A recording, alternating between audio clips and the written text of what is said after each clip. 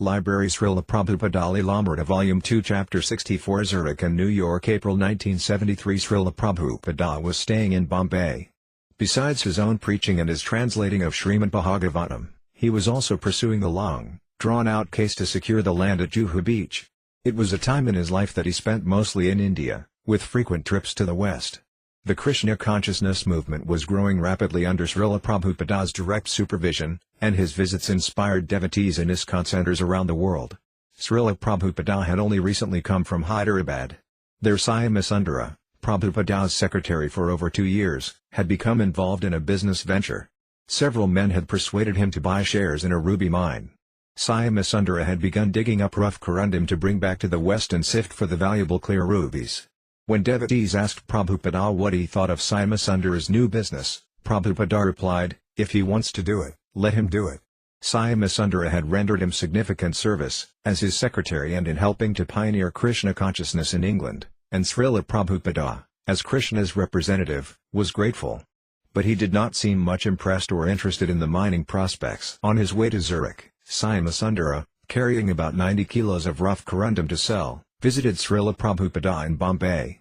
When Srila Prabhupada expressed his desire to rest for a couple of weeks from his traveling and management, Swami Sundara described a perfect 2-week stay for Prabhupada at St. Moritz, the famous ski resort in southern Switzerland. It was off-season, he said, and tourists would not be there. The clean mountain air would be very healthy and pleasant. He even showed Srila Prabhupada postcards of mountainsides covered with wildflowers. Srila Prabhupada agreed. But when they arrived in Switzerland, it was as cold as winter. Prabhupada, Swami Sundara, Śrīla, and Pradyumna took a luxury train up the mountains, curving and circling along the mountain paths, to the resort. Srila Prabhupada's servant, Śrīla, watched out the window, remarking at the beauty of the snow and mountain peaks. Everything was white. Prabhupada was silent but finally asked, "What do they call this place?" Śrīla replied, "St. Moritz, Srila Prabhupada." "They may call it St. Moritz," said Srila Prabhupada, "but I call it St. Halish." He then pointed out that the beautiful snowscape was lifeless. He did not like seeing simply branches of trees and snow. It was only emptiness, without variety. Where were the advertised wildflowers and green hills and beautiful climate? It was as if Srila Prabhupada had somehow been tricked on a pretense to come to a very cold, wintry mountaintop, a place useless for his purposes. St. Halish, Prabhupada wrote Guru Raja in Bombay, tropical Bombay, Juhu Beach, a truly important place that drew Srila Prabhupada's thoughts and desires. "We have reached Zurich yesterday morning and have come to the health resort of St. Moritz. The apartment is very nice but it is so cold that we cannot go outside. Probably we shall go to LA via New York on the 5th of April. Immediately after their arrival, it began to snow, although unusual at this time of year. With ironic disgust, Prabhupada remarked, "I have come to Switzerland to stay in the snow." Śrīla could find no dal or rice for Srila Prabhupada. All he could find was farina. Prabhupada said he would show him how to make a farina chapati but Śrīla's attempts were unsatisfactory. There was no question in Srila Prabhupada's mind of staying 2 weeks at St. Moritz. He would leave as soon as possible. He asked Swami Sundara to arrange to immediately get them out of St. Halish. Śrīla, one morning Prabhupada wanted to go on his usual morning walk, but it was snowing out. The room had sliding glass doors, opening from the living room onto a veranda. So Prabhupada said, "We shall go out for a morning walk. Let us see how cold it is." He opened up the sliding door, and a big blast of ice-cold air came in. "Oh, it is much too cold," he said. "We can walk in the hallway here." So myself, Pradyumna, and Prabhupada went out into the hallway, and Prabhupada started his morning walk. He would walk back and forth a few hundred feet down this long hallway with just a whole bunch of doors going to the different rooms in an elevator. It was set up electronically so that whenever a door to a person's apartment would open, the light would go on automatically and stay on for like 30 seconds. After 30 seconds, the lights would go off automatically. Whenever you pushed the elevator button, the lights would go on and the door opened. In this way they were conserving energy. The lights were only on when they were needed. It was expected that you would walk out of your room, the lights would go on, you would walk to the elevator, get in, and then the lights would go off. There was no waste of electricity. So we were walking up and down the hall for our morning walk. It was a half-hour walk. They had these light switches along the wall. We would walk along, and whenever we would come to a button, I would push it. And that would keep the lights on for about 30 seconds. We were walking back and forth, and I was regularly pushing the buttons. Then Pradyumna went inside. It was just Prabhupada and myself. We were walking along, and I had to keep regularly pushing the button or we would be in darkness. Then Prabhupada told me he wanted to eat. He was feeling hungry because it was very cold. He said, "You can make halava this morning." I said, "All right, Śrīla Prabhupada. Do you want to wait until after your walk, or should I go now?" He said, "No, I will walk. You can go make the halava." I said all right and went inside, but then I realized that the lights were going to be out. So I told everyone inside the room, and we came to the door. We looked outside, and there was Śrīla Prabhupada walking up and down the hall pushing the light buttons to keep the lights on while he chanted Hare Krishna on his beads. Meanwhile, Swami Sundara had invited līlāmṛta from New York to join them. Swami Sundara had information that the price of gold was rising, and they had planned to invest some of their money in gold. They intended to buy gold one day, sell it the next, and thus make a big profit. līlāmṛta arrived. When Śrīla Prabhupada heard that Bhagavan Dāsa was preaching in nearby France, Prabhupada asked to see him. Bhagavan received Prabhupada's message by phone, and before coming he had the French devotees prepare a big feast for Prabhupada. It was evening when Bhagavan arrived, and Prabhupada was sitting on his bed, preparing to take rest. He smiled broadly to see Bhagavan, and when Bhagavan said, "Śrīla Prabhupada, I've brought a nice feast of prasadam," Prabhupada left his bed to take the prasadam. One by one he tasted all the cooked preparations and then distributed the remnants. But late that same night, after midnight, Śrīla Prabhupada came out of his room into the room where the devotees were sleeping. With his foot he prodded līlāmṛta and told him to wake up. Prabhupada said he wanted to see everyone. They all rose and came into Prabhupada's room. Everyone could see that he was in a grave mood. He began by reproaching līlāmṛta and Swami Sundara for risking so much money in gold speculation.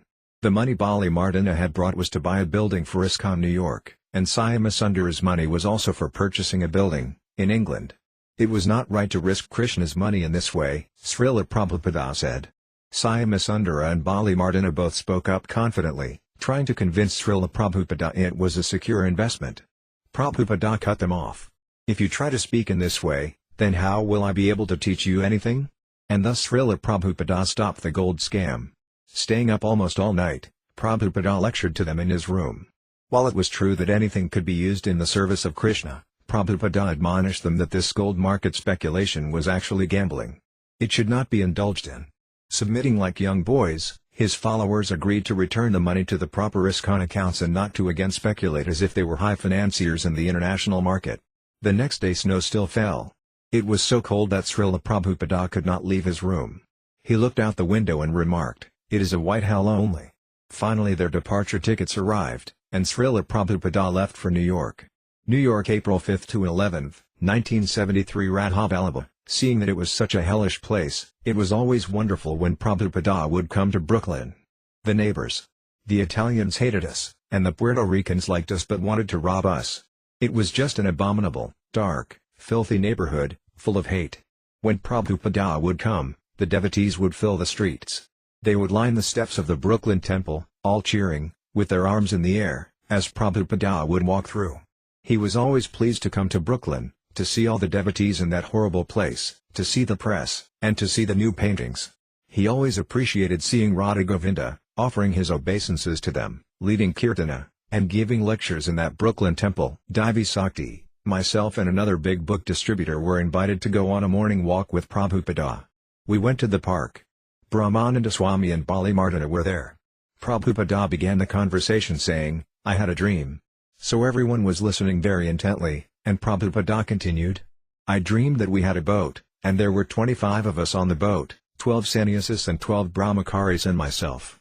We went all over the world, and in each port we had Sankirtana." When Prabhupada described this ecstatic dream, līlāmṛta and Brahmananda Swami both began telling Prabhupada about their boat experiences. They said they were boatmen and would try to help Prabhupada, and he was pleased to hear it. Rukmini, one morning while he was walking in New York, Prabhupada picked a flower from a vine and brought it back to the temple.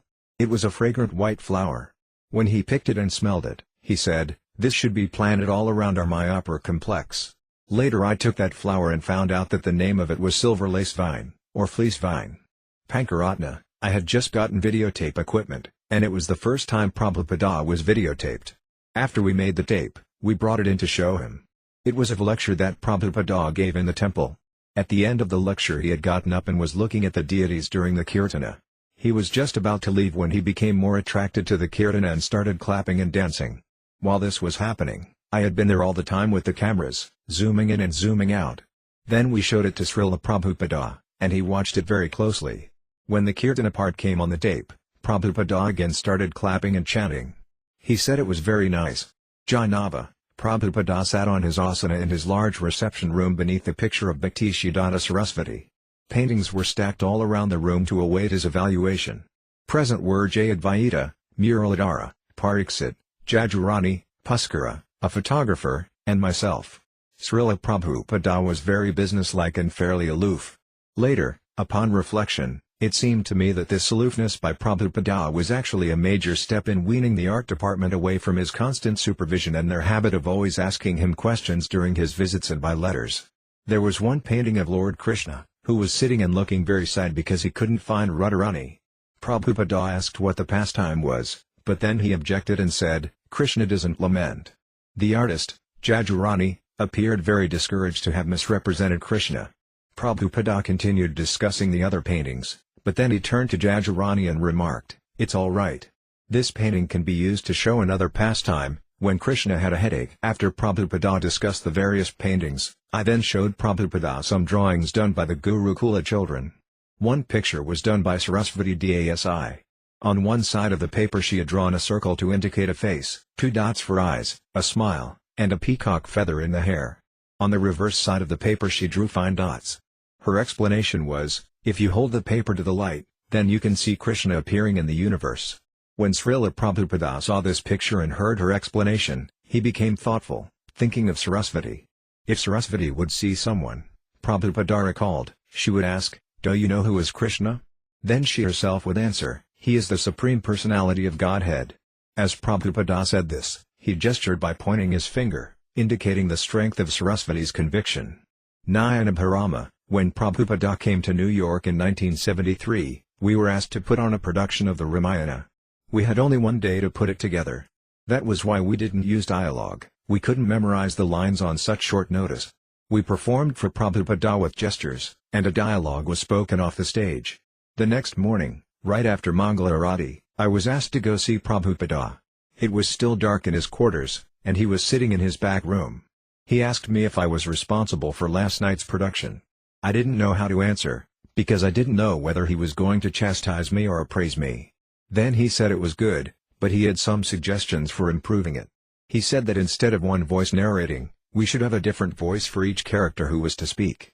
Also, there was a controversy over using a guitar or a sitar as musical accompaniment. Prabhupada said we shouldn't play the sitar if we didn't know how.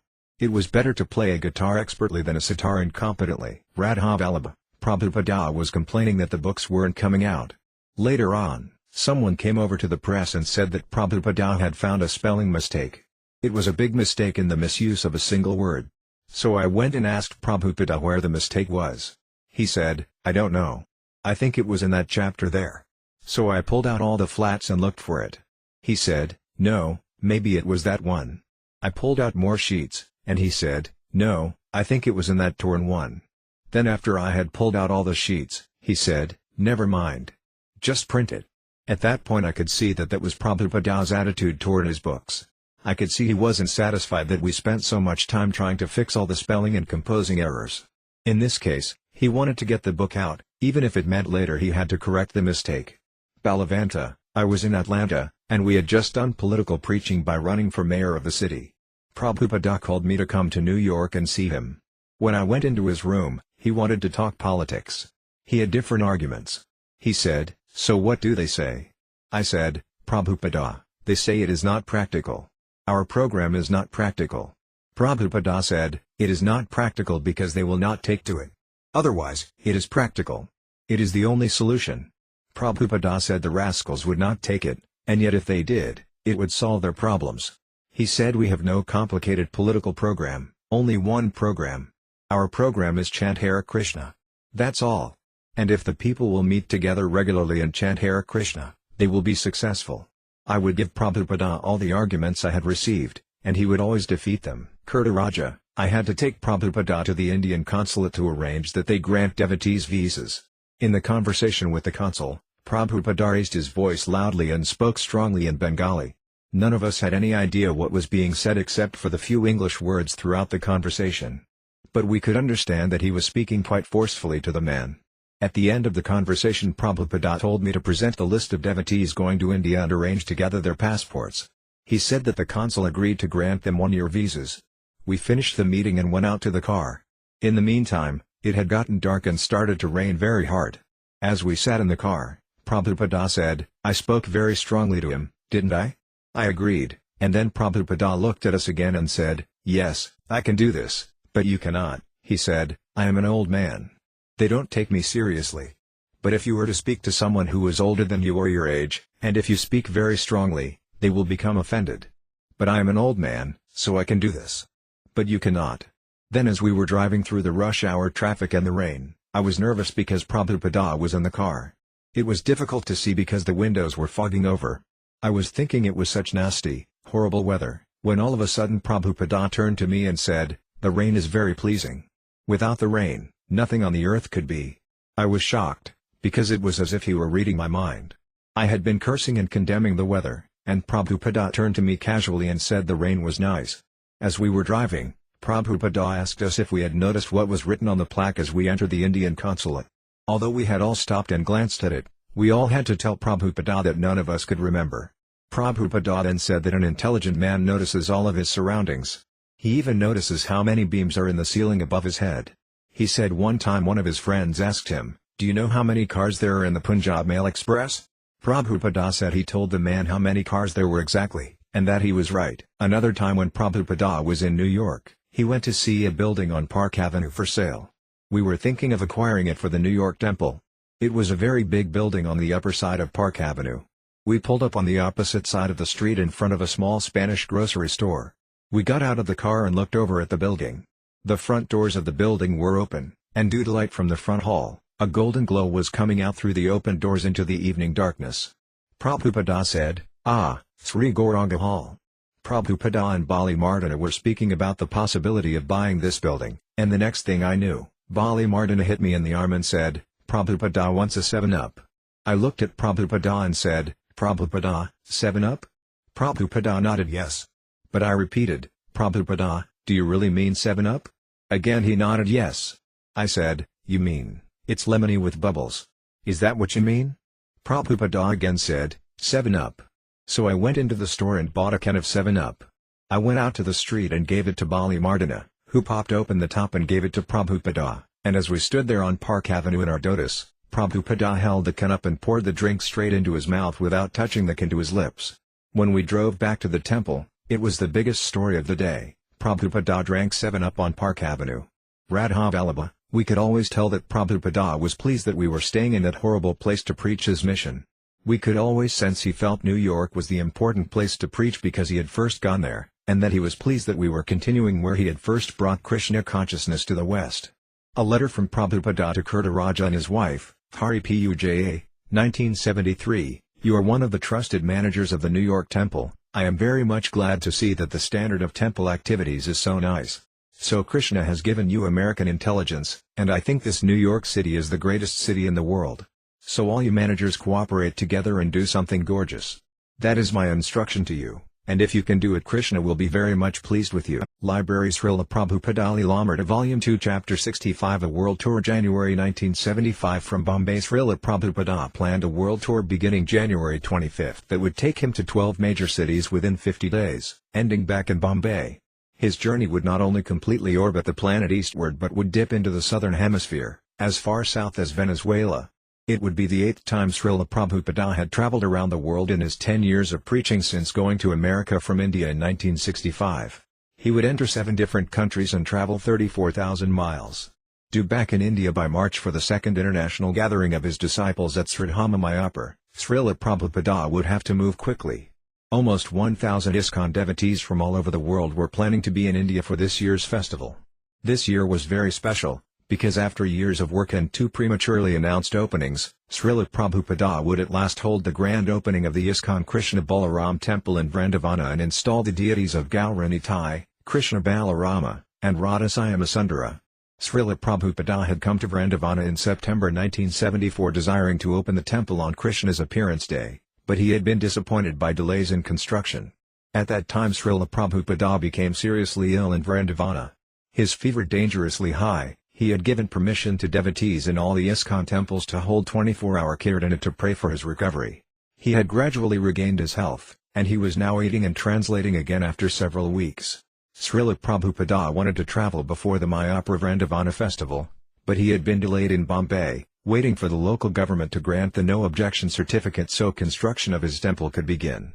When Srila Prabhupada's governing body commission secretary for South America, Hridayananda Goswami, wrote asking him to please visit South America, he replied, "Yes, I want to come there very much. Now we are in Bombay trying to get permission from the government to build our temple. And it appears that we will possibly be getting the permission next week. If this works out then I will immediately be going to Honolulu, and from Honolulu I can go directly to Mexico City then Caracas. If the Bombay situation is not settled up I may have to stay until mid-January." But not until the end of January did the Bombay municipality finally grant the no-objection certificate. Srila Prabhupada was then free to travel. Prabhupada had said on different occasions that he traveled to keep his devotees spiritually alive. Although sometimes Srila Prabhupada would say he wanted to stay in one place and write his books, he regularly felt compelled to oversee personally the growth of his Krishna consciousness mission on each continent. His time was limited, he felt, and he wanted to strengthen his disciples in their execution of Krishna consciousness so they could continue in his absence. He had to travel. But even while traveling, he would continue his translation and commentary of the Srimad Bhagavatam wherever he stopped. Despite his advanced age of 80 years, despite the disruptive travel hours, the jet lag, and the inconveniences of waiting in airports and of customs delays, Prabhupada was determined to maintain his writing schedule wherever he went. Srila Prabhupada's literary paraphernalia was a dictating machine and reference books, a secretary, Paramhamsa Swami, a personal servant, Srutakirti, and a Sanskrit student, Nitai, were Prabhupada's traveling entourage. In this way he was prepared to preach and write anywhere and everywhere. His first stop was Hong Kong. Paramhamsa Swami, it was always funny to be in the airport with Prabhupada. People would just come up and without any introduction say, "Hi. What are you doing?" And Prabhupada would start speaking with them on that level. It was really different than hearing him talk with the devotees. Sometimes they would come up with a weird question. Prabhupada would give a humorous answer, and often the person wouldn't understand and would leave. Only one disciple, Trivikramaswamy, was stationed in Hong Kong. But just before Srila Prabhupada's arrival, Pankajravida Swami arrived from Bangkok to greet Srila Prabhupada. Sadama Swami, who had disassociated himself from ISKCON, also showed up for Prabhupada's arrival. These three sannyasis greeted Prabhupada at the airport. Trivikramaswamy had rented a luxury suite at the Hong Kong Hilton for Srila Prabhupada and had arranged a speaking engagement in the Hilton's convention hall. About 200 Indians and a few Chinese attended. After speaking 40 minutes from the first verse of the 7th chapter of Bhagavad Gita, Srila Prabhupada concluded, "If you want to get out of Maya's activities, then you have to take to Krishna consciousness. There is no other way out. This is a scientific movement. Anyone intelligent, any thoughtful person, he must take to Krishna consciousness. Otherwise, he is doomed." During Srila Prabhupada's 2-day stay the devotees took him to a park in the heart of the city. It was so crowded with people that Srila Prabhupada declared it hellish. When they passed people doing Tai Chi exercises, Trivikramaswamy called such activity useless. "Do not criticize," Srila Prabhupada said. As they walked on, Sadama Swami told Prabhupada of the floods in Mayapur. The devotees had lived on the roof of a shack and had had to fight off the snakes seeking shelter there. Srila Prabhupada appreciated, "Yes, you did much service at that time." Prabhupada asked of another devotee the difficulties he had faced in Krishna consciousness. Each told of some incident of austerities. "What was your most troublesome time in Krishna consciousness, Srila Prabhupada?" Trivikramaswamy asked. Prabhupada became silent, then said, "Better you don't ask." In the devotee's small apartment Prabhupada affirmed that Hong Kong was an important place to preach. Even if only one man remained, they should still develop the center there. "We can print Chinese Bhagavad Gita," Prabhupada said. "Someday China will open, and we can go in." Pankajravida Swami had only come to visit Prabhupada, but Prabhupada told him, "You shall become our new manager for the Hong Kong Center." When Prabhupada said this, the other devotees responded, "Jaya, Jaya." But Pankajravida Maharaja felt bewildered. "I have to stay in Hong Kong? he thought. But then he remembered the letter Prabhupada had just written him. Prabhupada had stated that a devotee must be like a reaping machine. The Bengali saying is that a reaping machine will reap wheat in heaven or hell. So the devotee must serve Krishna in heaven or hell. Pankajravita had considered returning to India, but now Prabhupada said, "It is not very important if you go back to India. The only thing that is important is to continue service." The important thing was to distribute books in Hong Kong. Prabhupada told him, it doesn't matter whether people came to the programs.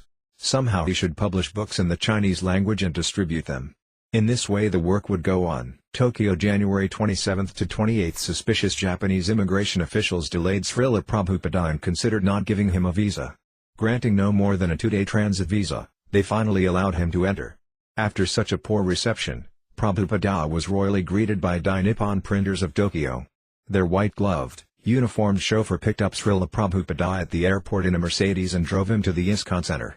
Even though Śrīla Prabhupada's BBT was printing with American printers by 1975, Dai Nippon was still competitively bidding for their work. The BBT was an important contract for any printer to gain, and Śrīla Prabhupada was the BBT's sole author and publishing director.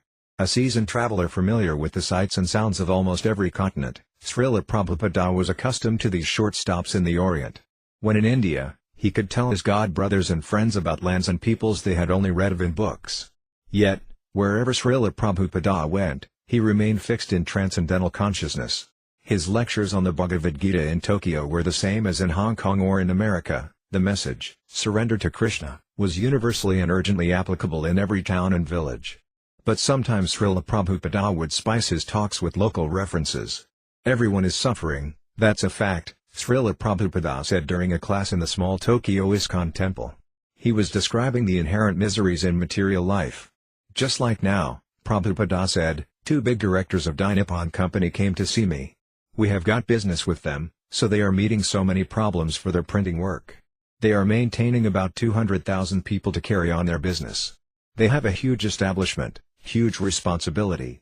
But there are problems also. So this material world is full of problems. One who understands this is called Sura, or a civilized man." Citing the alternative miseries of heat and cold, Prabhupada referred to Tokyo's cold climate, which was so severe that it prevented him from taking his morning walks. "This winter season comes, and we do not want chilly cold, therefore we are covering our body," Prabhupada said. "The cause of our covering is that we are suffering. But after covering, if we feel some pleasure, what is this pleasure? It is only for the time being some arrangement that we stop suffering. This is the nature of material enjoyment." Japanese students were attending Prabhupada's classes, and Prabhupada addressed them directly. "When we are in danger in Japan," Prabhupada said, "You have got many times the experience of earthquake, do you not? So what do you do at that time? You all Japanese boys and girls, what do you do? Have you experienced earthquake? You have? What do you do at that time?" Prabhupada paused in his talk, inviting the Japanese boys and girls to speak out and tell him something, but they sat still, looking at him silently. "When there is earthquake," Prabhupada continued, "what do you do? But I have seen in America, everyone, they scream." Prabhupada's audience broke into laughter. "And perhaps they remember about God," Prabhupada said. "Naturally they will remember, God save us. That means that we do not wish to die, that's a fact. You cannot say that death is a very good thing, no one will say. But we have to die. But you don't want death. This is suffering. And not only in death but even in lifetime. Just like we are an old man. Who wants to become an old man? Everyone wants to remain youthful. This is undesirable. This is suffering. Actually we are suffering because we are an old man. We are suffering so many diseases, so many inconveniences. If I am not helped by 3 or 4 men, then I cannot move even. So this is suffering." Just like now in Tokyo City, Prabhupada continued, "You are making very big buildings everywhere, all over the world, to live very comfortably. But that comfortable life is also not assured, because you will have to die. Therefore it is called a sasvatam, not permanent. This is to be understood first. Those who are intelligent, they are very pessimistic. And one who is satisfied with this temporary so-called happiness, he is called asura. By the grace of the Krishna consciousness movement, the asuras were becoming suras," Prabhupada concluded. For this he was traveling, to give them education to understand what is absolute truth. Only if one took to Krishna consciousness could he become sura, the perfect man, and make his life successful. Prabhupada gave 2 lectures in Japan. In his second talk he argued that because there is design in nature, there must be a designer. His logic and his examples were precise and vigorous. He referred to local governmental organization within a city and how it is controlled by persons. Similarly, when I see that the cosmic order is working so nicely and systematically and reasonably, how can I say there is no controller? How can you say logic? Tell me anyone. Can you say, anyone? How can you say there is no controller? Jagata Haranisvaram. What is their logic? You tell me. Prabhupada wanted a challenge from his audience, so he pointed to his secretary. You are sometimes on their side.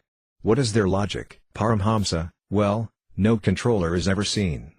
Prabhupada, but you have not seen who is the Japanese government's president. How can you conclude there is no government? You have not seen the president or the supreme head. But how can you say there is no government? Otherwise, how is it going on so nicely? You may not see so many things, but that does not mean anything. That is not good logic, that I have not seen. Someone in the audience put forward the theory of chance, and Prabhupada responded with great enthusiasm to defeat the nonsense theory. Krishna is not alone, Prabhupada said. Krishna means that he has got many energies. Just like a tiny person like me, Bhaktivedanta Swami. I have this movement, and I am not alone. I have got so many assistants all over the world. I was the originator, I was the founder, so I am not alone. Similarly, as I have expanded with my disciples in so many ways, in so many places, I can expand. I am a common man. But how can Krishna expand? We can just imagine. He is the Supreme Lord.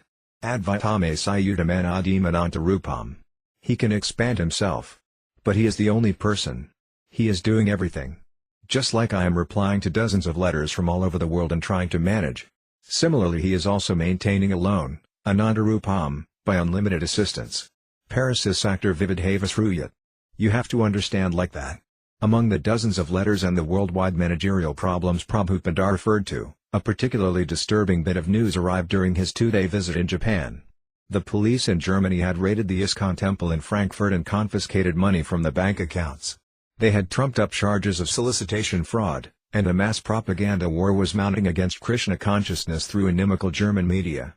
When Prabhupada received a distress letter from his leader in Germany, Hamsadutta, he asked that Hamsadutta come and meet him in Hawaii. Now while in Japan Prabhupada received a telegram from Bhagavan Dāsa, the GBC for Southern Europe, who would temporarily manage affairs in Germany. Prabhupada replied, try to manage Germany, London, and Paris. The main business in Germany is to reply to the charges and rescue the frozen money. In England, we have to revive the Ratha Yatra festival, which has now stopped by the police intrigue. In Paris, you require a larger place to accommodate devotees, so find out a suitable place. In this way, even while traveling rapidly, staying only a day or two in faraway places, Prabhupada received and replied to messages regarding the urgent affairs of his worldwide movement. These affairs were always on Śrīla Prabhupada's mind in one way or another. He alone was the ultimate judge of the affairs of ISKCON, and he knew best ISKCON's inner workings. As he had said in his class, he was assisted by many expansions, and yet he was still the single supreme person in ISKCON. In this case supreme not only meant the most exalted and worshipable personality, but the person who had to take the most anxiety and whose deliberations were the most demanding. This also confirmed the need for Prabhupada's traveling.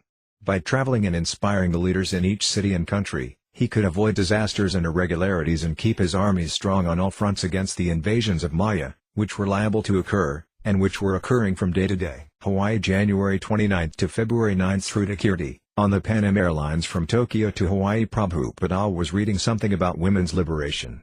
He said, if these women want to be liberated, then tell them to shave their heads like us and they can be liberated. Prabhupada asked Nitai Dāsa to call one of the stewardesses over and tell her, if you want to be like a man, then shave your head. Go ahead, Prabhupada nudged Nitai. Cut a joke. Call her over here. Tell her. Nitai hesitated, but Prabhupada seemed serious. Tell her to shave her head. Then she can be a man if she wants to be liberated. Although Prabhupada repeatedly asked that he call the stewardess and make the joke, Nitai wouldn't do it. So Prabhupada finally let it go. It wasn't the first time Śrīla Prabhupada was faced with a controversy when he arrived in Hawaii. Hawaii was such a place where groups of devotees gathered who did not want to follow strictly the rules and regulations and who supported their deviancy from the ISKCON norm with their own philosophies. One such devotee, After breaking away from ISKCON, had gathered his own followers and preached to them and to newcomers that it was best not to live in the temple. He did not advocate that one follow the rules and regulations strictly, nor did he conduct any organized preaching activity, only casual chanting of Hare Krishna. Prabhupada tolerated this leader and his splinter group, even though it was his own ISKCON they were criticizing.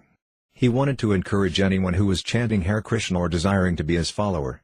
If they chanted Hare Krishna, he said, they would gradually be purified. Those living outside the temple and following the principles loosely said that Prabhupada approved of their activities and of their leader, while those devotees living faithfully in ISKCON criticized the divergent group. Arguments went back and forth, and Śrīla Prabhupada's arrival became an occasion for direct confrontation. That Prabhupada was traveling to all his ISKCON centers, including the ISKCON in Hawaii, and not to the other group's headquarters, was in itself conclusive. When there were threats to his one and only temple when ISKCON was located at 26 2nd Avenue in New York City, he had been like a worried father. But now Prabhupada's transcendental worries had expanded as his family spread out into 100 centers in countries all over the world. After Prabhupada arrived in Hawaii, some of the persons involved in the controversy brought their philosophical issues before him. He once again clarified his position and the position of his true followers. While walking one morning with devotees on Waikiki Beach, Prabhupada answered their questions about the nature of pure devotional service. Devotee, I've heard there is a philosophy here among some of the devotees that if you chant Hare Krishna you can go back to the spiritual world, even if you do not give up your independence. Prabhupada, so what is your philosophy? Devotee, well, it seems that's somewhat hypocritical. Because chanting Hare Krishna means that you are praying to Krishna to please be engaged eternally in his service and to become completely dependent on him. So we try to explain like that. We try to follow all the teachings and instructions, attend Mangala Arati, and morning and evening class. Prabhupada, so they are doing that or not? Devotee, no, they're not even following regulative principles. Prabhupada, then? Devotee, they think that just by chanting they will go back to the spiritual world. That is enough. Prabhupada, then what is the meaning of the 10 kinds of offenses? If he is chanting without offense, then it is all right. But if he is committing offenses, then it will not be effective. There are 10 kinds of offenses, whether he is strictly offenseless, then he is all right. If he is offender, then it will not be fruitful. Or it will be fruitful, but it will take a long time. Because first of all you must become offenseless. So if they are committing offenses, how can they be perfect? He is committing the offense of not following the rules and regulations. That means he is thinking that whatever I can do will be adjusted by chanting the name. Is it not? Devotee, yes, that's one of the offenses. Prabhupada, that is called the greatest offense. Namno balad yasya hi papa Buddha. I can go on committing sinful activity, but by chanting Hare Krishna mantra it will be adjusted. That is the greatest offense. So explain it to them. The devotees then asked if such chanting without following the regulative principles strictly was just a waste of time. It was not a useless thing, Prabhupada replied, but it was a very slow process. He compared it to kindling a fire and at the same time pouring water on it. Another devotee protested that all devotees living outside the temple weren't breaking the regulative principles. He knew many who were following. Prabhupada replied, it doesn't matter that you have to live in the temple. Not that everyone has to live in the temple. If he does not agree with his other god brothers, friends, he can live separately. But he must follow the rules and regulations. That is wanted. But if you live with the devotees, it will automatically be done. Devotee, yes, then it is easy, Prabhupada, therefore it is recommended that you live with devotees. But if you cannot agree with the devotees, you have got your own opinion, then you still can't make a new opinion as far as following the process is concerned. It is not a good idea to say, whatever I do, that is my independence, and I will chant. Prabhupada admitted that even if one was living in the temple but his mind was not absorbed in Krishna consciousness, then he also could not advance quickly. But the great advantage of living in the temple could not be denied. Prabhupada, it is just like even in ordinary business. If you transact business in the stock association, you get good business. And outside the stock association you don't get good.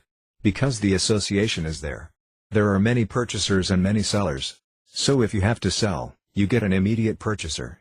And if you have to purchase, there is an immediate seller. Therefore the stock exchange is there. So if we live together in the stock exchange of devotional service, then you can help me and I can help you, so our business will go on nicely. And outside the market you can live 300 miles away from the stock exchange, but you will not get so many business opportunities. Devotee, you'll miss the opportunities. Prabhupada, yes, Therefore, if you want to do business, you must take the first opportunity, the greatest opportunity. That is intelligence. And if we think, alright, I shall do it slowly, and in 700 lifetimes I shall become perfect, that is another thing. Devotee, it is riskier to stay outside. Prabhupada, oh, yes. Otherwise, why are you opening so many centers and making arrangements that we shall provide you with shelter, with food? These are the facilities, you live here. Do whatever is your capacity in the temple. Don't sleep but work. That is our teaching. Satam Prasangat. And Rupa Goswami also says, Sadhavrate, Sadhu Sangat, Bhakti Prasadyati. If you live with the association of the devotees, then it will be quickly fruitful. And if you live with these ordinary men, then whatever you've got will be finished very soon. In another verse it is said that it is preferred to live within a cage surrounded by fire than to live with the non-devotee. The essential thing was to follow the order of the spiritual master, Prabhupada stated, whether in or out of the temple. He recalled that he also did not live within the temple, but still he always strictly followed his spiritual master's order. Wherever you live, Prabhupada said, if you follow strictly the instruction of the Guru, then you remain perfect. But if we create concocted ideas against the instruction of the Guru, then we go to hell.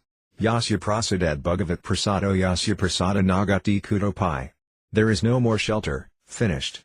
If the Guru thinks, this person, I wanted to take him back to home, back to Godhead, but now he is going against me, he is not following a prasada, then when he is displeased, everything is finished.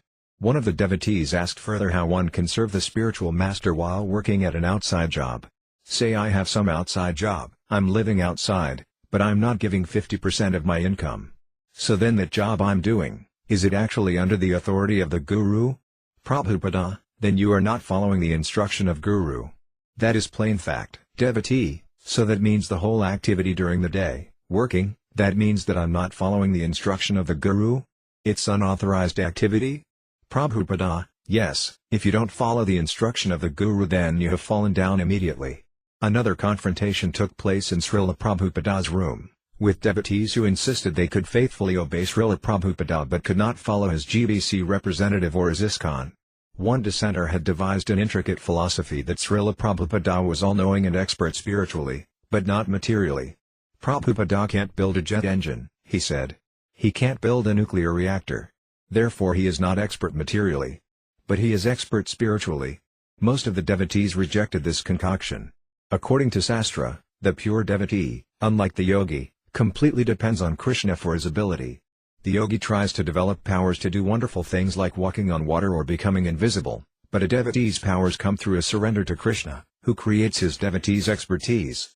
According to this new theory, since Prabhupada had to depend on his own men, his disciples, to know what was going on in ISKCON, he was unaware of how badly the GBC were mismanaging, of how they were misconducting the book distribution, and of how they were mistreating the devotees. Prabhupada was not aware, because these activities were occurring on the material platform. In this way, they reached their conclusion of faith and trust in Prabhupada but refused to work within his society with his representatives. The devotees in Prabhupada's room had formerly been leaders of ISKCON Hawaii but had left and were now threatening to use the funds and properties in their own name. Prabhupada kept asking them simply, why did you leave? Why don't you stay? Why don't you surrender? But they insisted that while they trusted Prabhupada, they could not trust the GBC. One of the GBC members in the room became exasperated with their refusal to accept Prabhupada's simple request of surrender. You say that you accept Prabhupada? Yes, they replied. And you say you have faith in him? Yes. You say that whatever he asks, you can follow? Yes. So, then, if Prabhupada asks you to follow the GBC, will you do it? The room became tense and silent. No, we cannot follow. When they uttered that no, Śrīla Prabhupada dropped his fist on his table and pointed to the deviant devotees, declaring, just see the hypocrisy.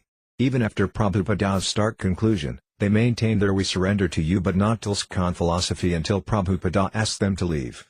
To the other devotees remaining in the room Prabhupada remarked, when they say they don't like ISKCON and the GBC, they are really saying they don't like to follow my order. That means they don't like my order. That means they don't have faith in my order. That means they don't have faith in me. That means Guru Aparada. To say they have faith in me is just hypocrisy. Srutakirti. Finally Prabhupada was ready to leave. Just before he was ready to go, he said he wanted to see me. He said, Srutakirti, so now you are going to stay here? "Your wife is here and child?" I said, "Yes, Prabhupada." He said, "Yes, so stay here as householder and manage the temple." But all along I was thinking I really should go with Prabhupada. He had no one with him. He had no servant or anything. But I said, "Yes, Prabhupada, I think I should stay." And he replied, "So that is good. Yes, you stay here with your wife." But one of the sannyasis in the room started laughing and said, "Yes, you know what they call the wife and child? They are known as the tigress and jackal." Then the sannyasi asked Srila Prabhupada, "Prabhupada, I know why the woman is called a tigress, but why are the children considered jackals?" Prabhupada replied, "Well, the children, in so many ways they create so many inconveniences for the father. They are always requiring things, and sometimes disturbing him, and he cannot sleep. In this way, it is like eating the flesh of the father. This is the business of jackals, eating flesh. So the children are like jackals. They are always putting the father in so much disturbance and difficulty." So I was sitting there, thinking, gee, here I am, and Prabhupada is telling me to stay with the tiger and jackal.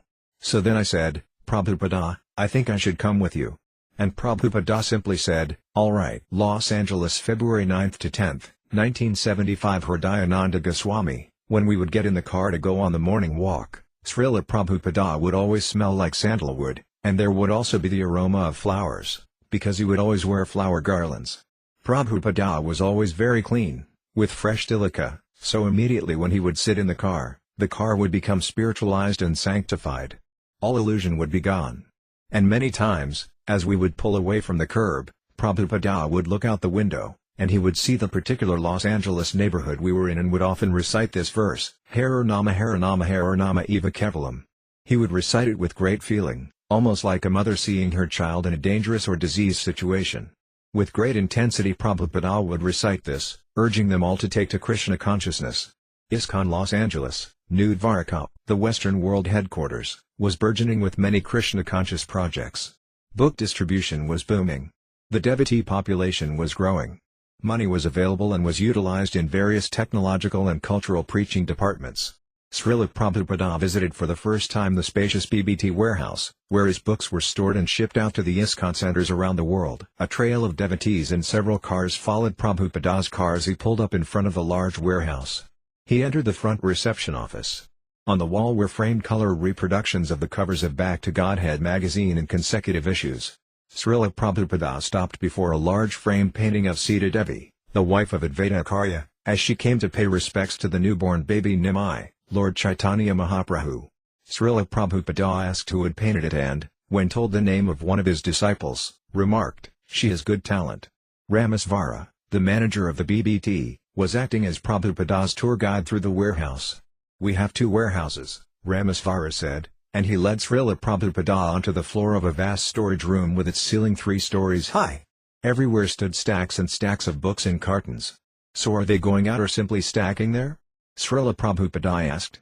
Ramasvara, "They've been greatly reduced since they first arrived."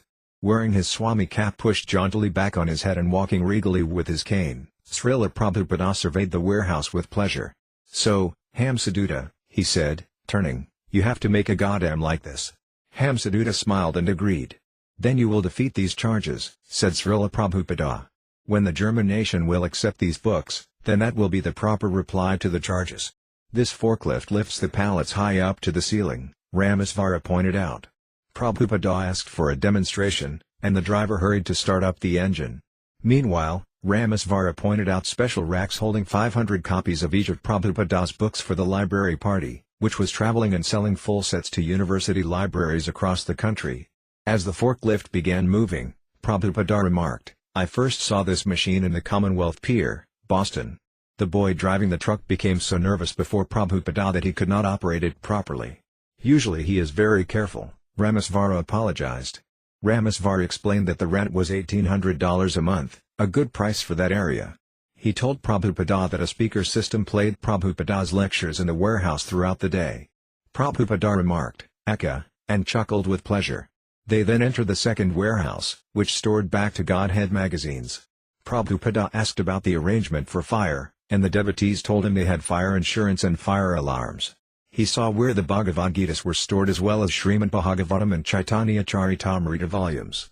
Some of them had just arrived from the printer. While walking in the warehouse, Prabhupada mentioned the dramatization some of the devotees had performed for him the previous evening. Now we have got Chaitanya Charitamrita and Bhagavatam. If such demonstrations are done very nicely, it will be very much appreciated, even by the public. We can collect some money. Standing in the midst of the bound volumes, Prabhupada elaborated on the theatrical possibilities of their dramatization. The devotees could act in pantomime, he said, and soundtracks could narrate plays in many different languages. In this way they could tour India and specifically attend the upcoming Mayapur and Vrandavana festivals. Theatrical talents, all talents, were acquired from austerity and should be used to glorify Krishna. Krishna is Uttamisloka, Prabhupada said, as the devotees crowded around in between the aisles of stacked books. So we have got so many of Krishna's pastimes, Chaitanya Mahaprabhu's pastimes. We can overflood. Just like you can overflood with this literature, we can overflood. This is art. Art, music, everything we can utilize, in any way one is addicted. Let him eat only, let him sing only, let him paint only, let him dance only. We have got everything. That is Krishna consciousness. Let him do business only. Yes, engineering, construct temples. It is an all-perfect movement. That is Krishna. All attractive. Everyone can become attracted and give up everything. He will be attracted by Krishna in such a way that he will give up all nonsense. That is Krishna consciousness. All other attraction finished. Anyabhilasita sunyam. Simply Krishna. Prabhupada walked on until he faced an especially large area of tall stacked cartons. What are these? He asked. Back to Godhead magazines, said Hridayananda Maharaja. Ramasvara, these boxes have come from the printer all ready to go to different countries, and they stamped the address on it. These are those newspapers you saw yesterday called Spiritual Revolution. Prabhupada, I think this revolution is not very important. Make revolution with magazine, this back to Godhead. And what are these? Ramasvara pointed out the Chaitanya Charitamritas. One after another, Prabhupada examined the stacks and then the individual books on racks. Sometimes he handled them, leafing through their pages, and sometimes he touched the cartons with his cane. Just before Christmas, Ramasvara exclaimed with exuberance, this wall was filled up, and now it is practically empty. We have sold so many books just in a few months. All up to the ceiling it was filled. Now we have to reprint. Prabhupada, now this is only the English language. In every language we should have such a big goddamn. Turning to Hridayananda Maharaja, he said, you have taken Spanish. And turning to Hamsaduta, he said, and you in German. Let them overflood. No other literature. Devotees surrounding Prabhupada burst out in triumphant laughter. Prabhupada then quoted a Bengali phrase, they'll say, no, no, we don't want any other literature. In the presence of his books Prabhupada was exhilarated, and the thought of how more and more books could be written, printed, and distributed in many different languages made him ecstatic. Although the present warehouse in LA was awesomely large, Prabhupada envisioned beyond it to other countries and other warehouses. I think no religious publisher has seen such big goddamn in their life. Prabhupada widened his eyes and looked at the others. Throughout the whole world, he continued, as soon as they will hear about religious books, they immediately avoid it. Especially the communist country. Bring some communist country man. Show him that you are trying to avoid God. Now see how we are preaching God. Prabhupada was next shown to the office of Kirtiraja Dāsa, who was in charge of sending out the orders received from the college libraries around the country. Kirtiraja showed Prabhupada how a well-known Christian magazine had recently reduced the quality of its printing from an expensive color magazine to a plain paper edition. They have degraded, Prabhupada remarked. Now we have almost 125 standing orders for Srimad Bhagavatam, said Kirtiraja, and 100 for Chaitanya Charitamrita. That's nice, Prabhupada replied. The devotees then showed him the Golden Avatar Studios, where tapes of his lectures were kept as masters and duplicated by high-speed equipment. This is a complete library of all your lectures, Ramasvara explained. We keep it carefully because we know it is very important. They are cataloging it according to the title of the book, so if someone wants to see what your Divine Grace has lectured on the Bhagavad Gita, they can find it, or from Srimad Bhagavatam, first canto, or whatever. They have an index system. Prabhupada approved. Very good. Ramasvara introduced the technician for duplicating the tapes and pointed out the extensive equipment. This makes 4 copies of the cassette every 3 minutes, Ramasvara continued, so we are mass-producing your lectures. Prabhupada, less than a minute for 1 copy. Ramasvara described how devotees were buying Prabhupada's tapes on a subscription rate of 3 a week. and orders were coming in from all over the world. American organization, Prabhupada proudly said. He next met Satsvarūpa Dāsa, the corresponding secretary. Ramesvara explained how he answered all letters regarding Prabhupada's books and encouraged the people to become life members. I was also doing that, Prabhupada reminisced, when I was Dr. Bose's manager. Any inquiry coming from the outside, I must continue correspondence with him until he becomes a customer. That I was doing. Prabhupada saw one office after another until he had completely toured all the warehouse facilities. Nice, well-equipped goddamn, he remarked. And they then left the building, walking through a light rain to their waiting car. Ramesvara pointed to Prabhupada's name printed on the building. Prabhupada looked up. Yes, that's nice. They will be inquisitive, what is that book? Riding back to the temple in the car, Prabhupada reflected, I have said that there is no happiness in this material world, and that's a fact. But if there is a little happiness, that is in America. So you are favored by Krishna. Utilize this favor of Krishna in glorifying Krishna. Then it is successful. Avikyutarithakava nirupito yadatamashloka. To become extraordinary in any branch of facilities requires austerities. So when one has acquired that, he should engage it for glorifying the Supreme. Yadatamashloka gananuvarnatam. As BBT manager, Ramesvara went to Śrīla Prabhupāda when the BBT could no longer afford to print the hardbound Krishna book in 2 volumes.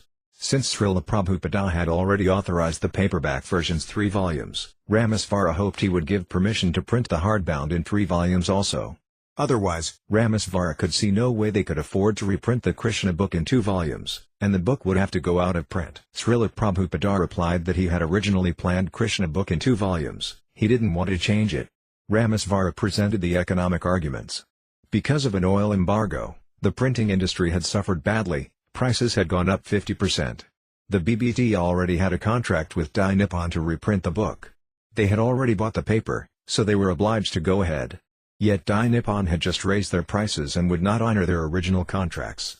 After discussing the various economic difficulties for over an hour, Śrīla Prabhupāda unhappily consented to reprint the hardbound Krishna book in 3 volumes. Ramesvara then mentioned that Dai Nippon had said the book would be much cheaper if the BBT printed it the same size as the Srimad Bhagavatam, instead of the larger size. When Prabhupada heard that, he banged his fist on the desk. He had planned it in that size. Nothing would change it. He would hear no more of it. He then told Ramesvara to leave the room. Staggering down the stairs, Ramesvara realized that he had just been thrown out of the room by his spiritual master. But he also felt ecstatic in appreciation of Śrīla Prabhupāda. For the first time, he began to appreciate how meticulously Śrīla Prabhupāda planned every detail of his books. Not only did Prabhupada carefully prepare the translations and purports, but he also considered the market, the cover pictures. Everything about the book Prabhupada had considered deeply. As a humble servant, Ramesvara was surprised and awestruck as he began to understand how deeply Prabhupada was involved in all decisions regarding his books. Ramesvara, one time I was up in Prabhupada's room, and we were talking again about BBT printing. It was an involved conversation, but suddenly, right in the middle of it, Prabhupada's prasadam arrived, placed by a servant on a little table Prabhupada ate from in his bedroom. As soon as the prasadam arrived, Prabhupada rose from his seat, moved to that room, sat down, and became totally immersed, almost like in a trance of honoring Krishna's prasadam. It was so transcendental, it was as if I suddenly ceased to exist. Prabhupada did not say even a word. It was just the prasadam, and Prabhupada became absorbed in Krishna. So I very quietly offered my obeisances and hurriedly left the room. During this visit Śrīla Prabhupada saw the first completed diorama by the artists engaged in doll making. In 1973 he had requested several of his disciples to visit India and learn the ancient art of making lifelike figures from earth and straw. He wanted to create artistic exhibits showing the pastimes of Krishna and Lord Chaitanya as well as scenes depicting the Krishna-conscious philosophy, such as the transmigration of the soul and karma. Prabhupada's disciples Bharadvaja, Adideva, and others have gone to Bengal and had, with great endeavor, mastered the art of creating these dolls. Now, returning to Los Angeles, they had set up a studio for mass production and had finished their first diorama, a miniature of Lord Krishna and Arjuna on the chariot at the Battle of Kurukshetra. Prabhupada entered the artist's studio, followed as usual by as many people as could fit into the room. He stood before the diorama. The models were exquisite, the figures as realistic in detail as figures in the best wax museum, and they were dressed and bejeweled like temple deities. The horses and chariots were startlingly lifelike. The scene was that depicted on the cover of Srila Prabhupada's Bhagavad Gita as it is. Prabhupada's response was spontaneous delight. His face broke into an ecstatic smile. "The horses are more beautiful than Krishna," Prabhupada commented. There was a groan from the devotees. "That is because they are the servants of Krishna," he said, smiling. Later Srila Prabhupada instructed the Los Angeles leaders to give the doll makers full financial support. His spiritual master, Bhaktisiddhanta Sarasvati, had been very keen to create such doll exhibits on the teachings of the Bhagavad Gita and Srimad Bhagavatam, and that was how Srila Prabhupada had received the idea. Bhaktisiddhanta Sarasvati had also been willing to spend big sums of money to put a large collection of dolls on exhibit in Calcutta. In collecting for this project, he had introduced a system of keeping his temples in debt. He would get his disciples to collect for a specific project, but when they gave him the money, he would spend it on dioramas. Then he would again return to those same disciples and request money for the same project they had already collected for. "But we gave it to you, Guru Maharaja." "No," Bhaktisiddhanta Sarasvati would reply. "That which you gave me has already been spent on dioramas. Now I need it for the original purpose." He had been convinced that these artistic exhibits could attract and convert people in the West, and so Srila Prabhupada was intent to open diorama museums and exhibits all over the world. Srila Prabhupada spent 2 days in Los Angeles. It was the ideal center for his headquarters, with the largest number of his disciples in one city, many of whom were also leaders in book distribution. No other center at that time had as many departments and expansive projects. His own living quarters were also comfortable, a pleasantly decorated 3-room apartment in a private garden with many varieties of aromatic flowers. He enjoyed sitting in that garden in the early evening with just a few disciples while one of them read aloud from the Krishna book. The climate of Southern California was also to Srila Prabhupada's liking. And as for the temple worship of the deities, Sri Sri Rukmini Dvarakadisa, Srila Prabhupada considered the standard perhaps the highest of all the centers in his ISKCON. And yet, he could only spend a few days before moving on. "Krishna has given me hundreds of nice places of residence," Srila Prabhupada laughed. "But his order is you cannot stay." Prabhupada was explaining his transcendental predicament to a few disciples gathered in his room on the last day of his visit in Los Angeles. "I'll tell you one humorous story in this connection which is a little long," Prabhupada said, and he appeared to hesitate. "I don't wish to divert your attention, but it is an interesting story. That is also mentioned in the Bhagavatam, Aniketana, one may have many nice places to live, still he should think, I have no place to live. That is one of the spiritual items." "What is that story?" Hamsaduta asked, and the other devotees laughed. They were eager to hear the story and didn't want Prabhupada to avoid it. Prabhupada smiled. "The story is," he said, "that there was a joker. His name was Gopalaban. He was the joker of a king, Raja Krishna. You know that place, Krishna Nagar, near Mayapur? He was the king of that place. So the kings used to keep a joker to please them by words. So this joker, Gopalaban, was constructing a new building for himself. It was almost finished, but there was as yet no opening ceremony. So the Raja advised one of his friends, if you can go and pass stool in that new house of Gopala's, then I will give you so much prize. Go and pass stool there. Prabhupada chuckled. So the man said, yes, I'll do it. So one day the man made his plan. As he was passing the new house, all of a sudden he entered. Gopala, I am very much cold by nature. Kindly show me where I can pass stool. Gopala was intelligent, and he could understand there was some trick. Yes, Gopala said, there is the lavatory. Come here. You can use it. But then he made so many conditions. The door must be open so you may pass stool, but I will see that you are passing stool. How is that possible? The man asked. Can I use it or not? No, it is possible, Gopala said. You can pass stool here, but you cannot pass urine. If you pass urine, then I shall kill you. So, passing stool, Prabhupada commented, without passing urine, how is it possible? You have come to pass stool, Gopala said, and I will allow you. That you can do here. But don't pass a drop of urine. Prabhupada laughed heartily and said, so that is my position. Krishna says, you may have hundreds of centers and places, but you cannot live anywhere. That is Krishna's order. It is a plan not to become attached. Devotee, just like Narada Muni got that curse from Lord Brahma. Prabhupada, yes, not Lord Brahma but Dāsa Raja, he cursed Narada Muni that he cannot stay anywhere more than 3 minutes. Narada Muni's business is preaching, so every one of us, we have to become disciples of Narada Muni. And thus Srila Prabhupada, the greatest living disciple of Narada Muni, made plans to travel next to Mexico and then to Venezuela on his world tour for preaching Krishna consciousness. His disciple in charge of South America, Hridayananda Maharaja, had joined Prabhupada in Hawaii and come with him to Los Angeles to ensure Prabhupada's keeping his promise to visit South America. So Prabhupada's promise was firm. As he said, Lord Krishna had arranged it that he should go constantly from place to place.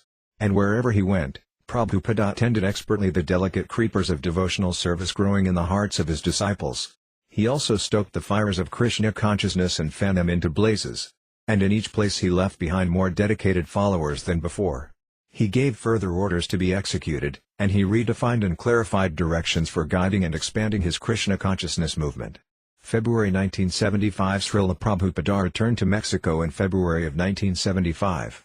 During the 3 years that had passed since his first visit, more centers had opened in the Caribbean and South America.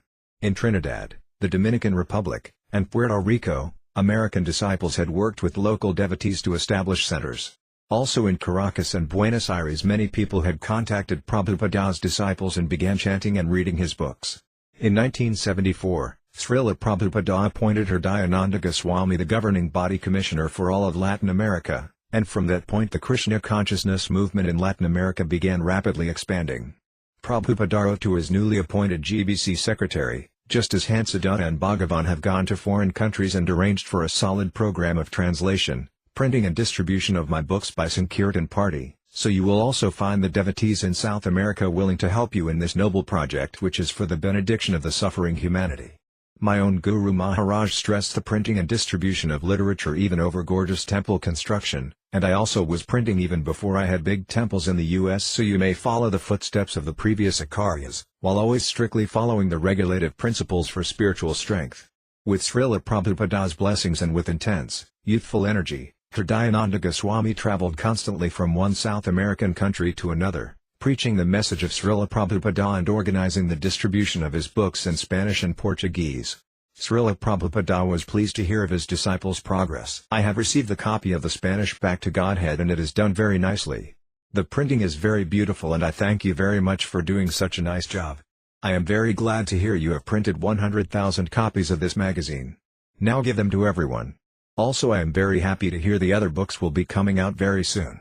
If you can finish Bhagavad Gita as it is in Spanish and show me at the Mayapur festival, that will be very sublime. Please print as many books as possible, this is my real pleasure. By printing these books of our Krishna conscious philosophy in so many different languages we can actually inject our movement into the masses of persons all over the world, especially there in the Western countries, and we can literally turn whole nations into Krishna conscious nations.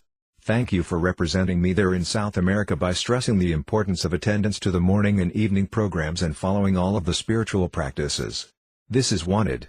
Without these things there is no devotional life. In all of his letters to Srila Prabhupada, Hridayananda Maharaja humbly requested Prabhupada to visit the centers most ready to receive him, Mexico City and Caracas. Prabhupada replied that he wanted to visit and would do so on his next Western tour. Leaving Bombay in January 1975, Srila Prabhupada made his way west by his usual route, Hong Kong, Tokyo, and Hawaii. Hridayananda Goswami flew to Hawaii just to make sure Srila Prabhupada would come to Mexico. 2 or 3 times between 1972 and 1975, the devotees in Mexico had thought Srila Prabhupada was definitely coming. Once they had been within 2 hours of his expected arrival, with the temple fully decorated with flowers, when a secretary had phoned and said Prabhupada would come later. On that occasion, the devotees had become overwhelmed and had thrown flowers and handfuls of cake at one another while crying and laughing. When Srila Prabhupada finally came in February 1975, Hridayananda Maharaja arranged for a first-class reception at the airport. He convinced the airport and police officials that Srila Prabhupada should be met with a special car just as he came down the ramp from the airplane, that he and his party should bypass immigration and customs formalities, and that police on motorcycles should escort his car all the way to the temple. Srila Prabhupada smiled with pleasure to see all this take place. He was prepared to undergo difficulties, but he also often complained about immigration officers who were so ignorant of spiritual etiquette as to question a sadhu at the border. He sometimes compared the immigration's men to watchdogs. Rough. Where's your visa? Formerly a sadhu would be allowed to enter even the king's palace, Srila Prabhupada said. But Srila Prabhupada was often delayed, searched, quarantined, and even refused entry into a country. Therefore, The proper reception by the government and police of Mexico was a pleasant surprise. With sirens wailing, 2 police motorcycles led the way onto the highway as Śrīla Prabhupāda, profusely garlanded, sat in the rear of the black limousine, chanting on his beads and discussing Krishna-conscious plans with his leading disciples. For this visit the devotees at the temple were fully prepared. Some of them remembered how Śrīla Prabhupāda had arrived in 1972 to find the temple almost empty, most of the devotees being en route to the airport to greet him. This time they had been rehearsing his arrival for weeks. Tonio Fernandez, we practiced the conch shell, the karatalas, everything. Someone would even go on the top of the roof and say that he saw the car of Prabhupada. In this way we rehearsed. I was in charge of the sound control, and I had to run from there to the gate. It had been decided beforehand where everyone would sit when Prabhupada gave a class. But when Prabhupada actually came, someone blew the conch shell out of time, and all the devotees started to run. Ksiti Mohana, it was a scene with players, and the play was that Prabhupada was coming. We had practiced, but now it was the real thing. The first car that came was Prabhupada's servants. The devotees were having ecstasies because they thought it was Prabhupada. As soon as they saw a devotee that didn't look Mexican, they started to feel that Prabhupada was here.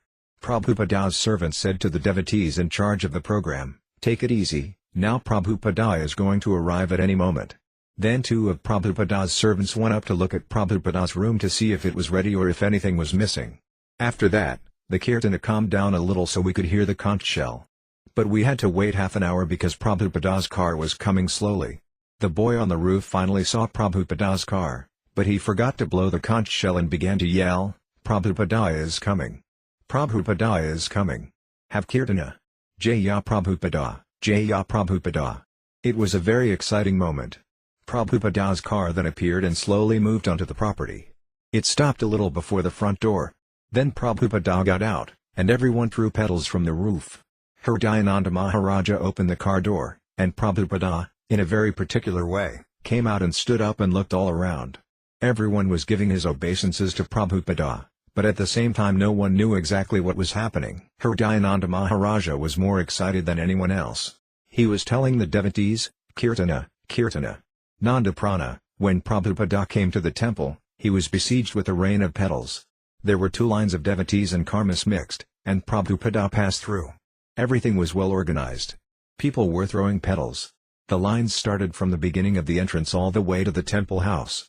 Everyone was throwing petals, and Prabhupada went all the way into the main hall where they had his Vyasasana.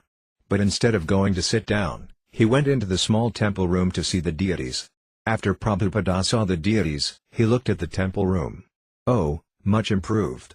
Then Hridayananda Maharaja invited him to go to the Vyasasana, where Prabhupada sat, and they washed his feet and did a Guru Puja. It was a better standard than the first time.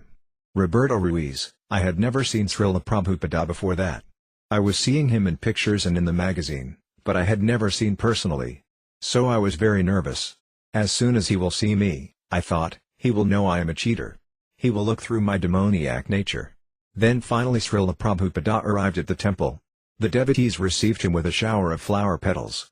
The reception was nice, because as soon as he arrived at the airport, someone had called the temple and told us, "Prabhupada is here. He has put his lotus feet in Mexico." Ksiti Mohana, the big windows in the main hall were painted with plastic yellow paint, and the sun was shining through on Prabhupada's face like amber. One man was on the left side, and another strong man was on the right. They were the Kshatriyas of Prabhupada. They were looking after him if someone wanted to cross in front of them. Prabhupada started to sing Vandaham, and the devotees and guests tried to follow, but most of them just let it go. After Guru Puja, Prabhupada spoke in English to the assembled devotees. As usual, after every few sentences his words were translated by one of the devotees. "My dear devotees, ladies and gentlemen," Prabhupada began. "I am very glad to see you again. I think after 4 years? I was trying to come here again.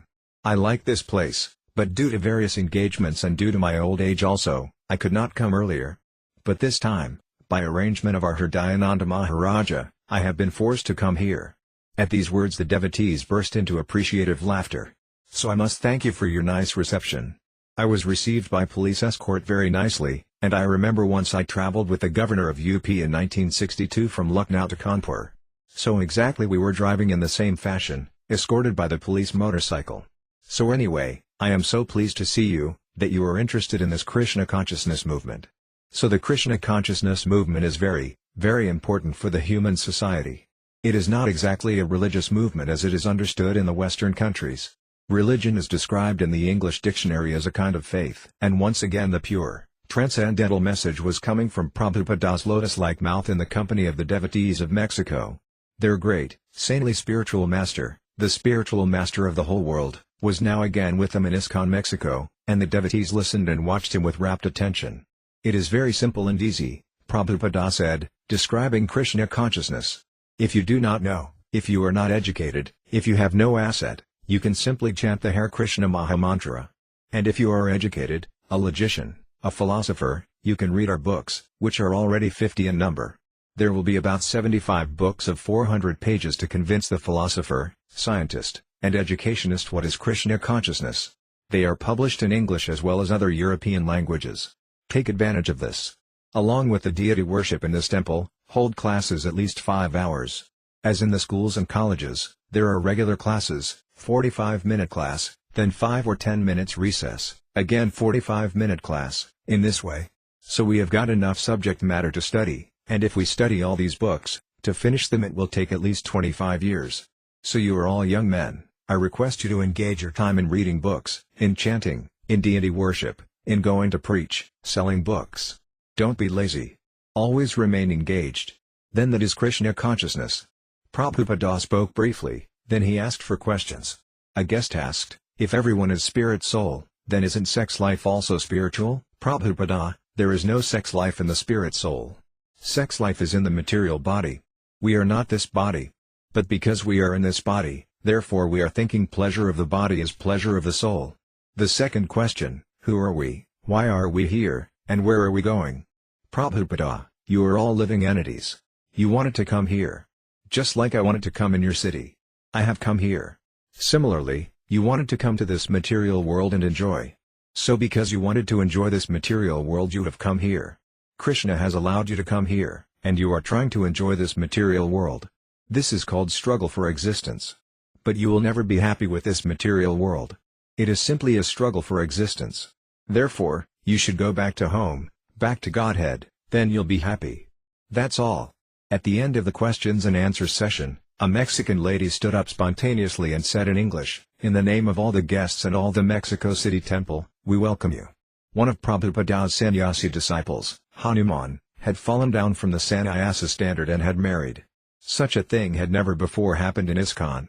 But now, on Prabhupada's first day in Mexico, Hanuman, dressed as a householder, came to see his spiritual master. After the crowd of guests had left Prabhupada's room, only Hanuman and a few senior men remained.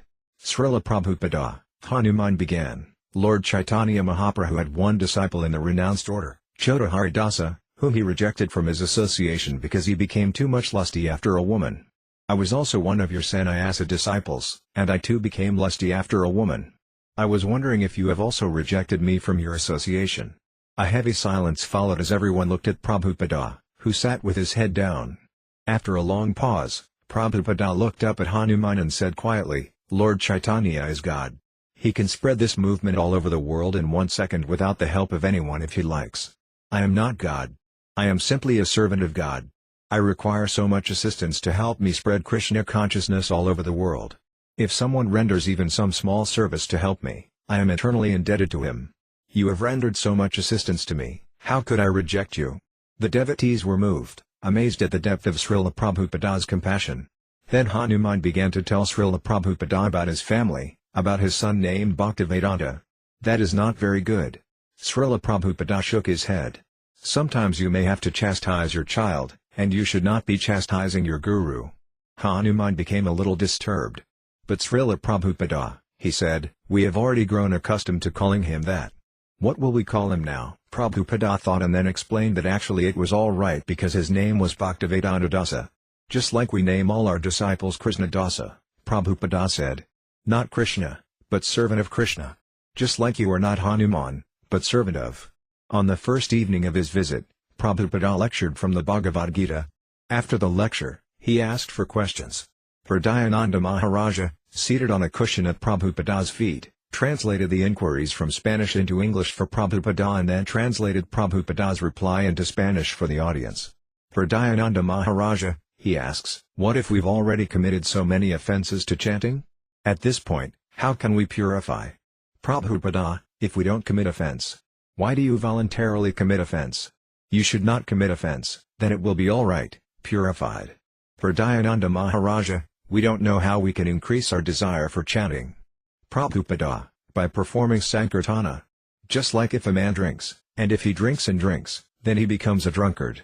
The example amused the audience, and they broke into laughter. Drink more and you become a drunkard, Prabhupada continued. Similarly, chant more and you become perfect chanter. For Dayananda Maharaja, what is the greatest offense? Prabhupada, yes, that is the first offense, Guru Avahana, Sruti Sastranandanam. Sruti Sastranandanam, Guru Avahana. If you accept a guru and then again disobey him, then what is your position? You are not a gentleman. You promised before Guru, before Krishna, before fire, that I shall obey your order. I shall execute this. If again you do not do this, then you are not even a gentleman, what to speak of a devotee? This is common sense. A man asked in Spanish, excuse me, sir. Before, in your previous life as a karmi, what were you doing? Dayananda Maharaja didn't translate the question to Śrīla Prabhupada but immediately asserted strongly, the pure devotee has never been a karmi. He is never a karmi. A pure devotee is always a transcendental person, right from his birth. He just came from the spiritual world to save us, to teach us this transcendental knowledge given out thousands and thousands of years ago by Lord Krishna. Dayananda Maharaja continued glorifying Śrīla Prabhupada. What does he say? Prabhupada asked Dayananda Maharaja. But he didn't want to say anything to Śrīla Prabhupada. He said, nothing, Śrīla Prabhupada, nothing. He would speak strongly to the man asking this question, and when Śrīla Prabhupada would question him, Dayananda Maharaja would be like a little child, oh, Śrīla Prabhupada, it doesn't matter. Don't worry about it. He's just talking some nonsense. Then finally Śrīla Prabhupada just laughed and took the next question. For Dayananda Maharaja, he asks, how can we control the tongue? Prabhupada, you can take prasadam. Prabhupada smiled, and his answer was so pleasurable for everyone that they began to laugh. Prabhupada continued, Bhaktivedanta Thakura has said like that, out of all the senses the tongue's sense is very powerful. So it is very difficult to control it. Therefore, Krishna has given us one weapon. What is that? Krishna is very kind, therefore he has given us his remnants of foodstuff. So if we make this promise, that I shall not take anything which is not offered to Krishna, then your tongue will be controlled. The tongue's business is twofold, one is the tongue will speak and vibrate sound, and another business is to taste nice foodstuffs. So if you engage the tongue in the matter of Krishna's service by vibrating Hare Krishna mantra, and if you don't allow your tongue to touch anything which is not offered to Krishna, then you become immediately Krishna realized. When the tongue is controlled, all other senses are automatically controlled. This is the process. Now again engage your tongue chanting Hare Krishna. On his cue, the devotees began a kirtana. Śrīla Prabhupada had given them everything, kirtana, prasadam, Bhagavad Gita, Krishna's service, and now, at least for a precious week, Prabhupada was giving them himself. Every morning and night he was chanting with them and being with them, strengthening their faith in Krishna consciousness. Śrīla Prabhupada liked his quarters in the temple.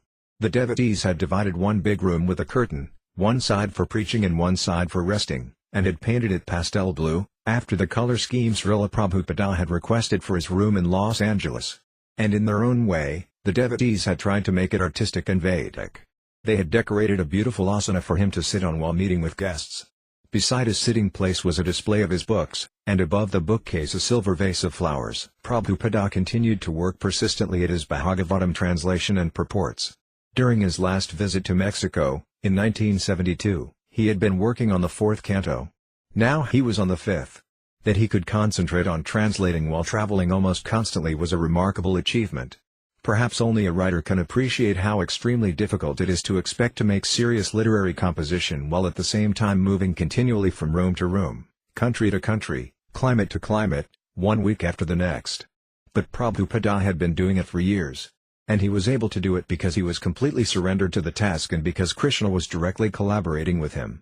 Devotees had come to expect that Śrīla Prabhupada would live a very busy life all day, dealing with internal management, with devotees, guests, letters, lectures, travels, and then at night, instead of collapsing for 8 hours of hard-earned rest, that he would lie down for a couple of hours and then rise, unaided, when almost everyone else was asleep, and execute the most demanding task of his entire day, translating and commenting on the Sanskrit verses of Srimad Bhagavatam.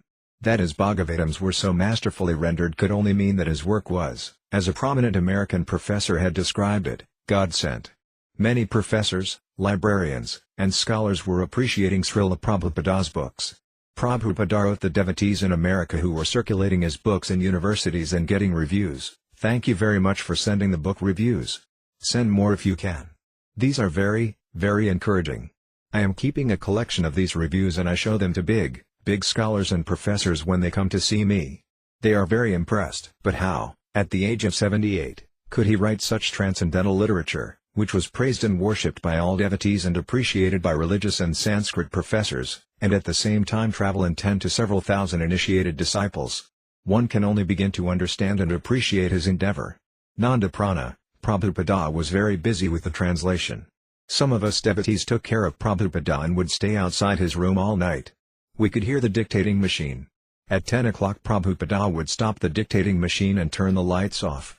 Then about 2 o'clock he would rise without an alarm clock and turn the light on. He would keep going with his translations. Devotee, I could see every night Srila Prabhupada very regularly just turned off his light. I couldn't see inside his room, but from a little space underneath the door I could see he was working until late at night.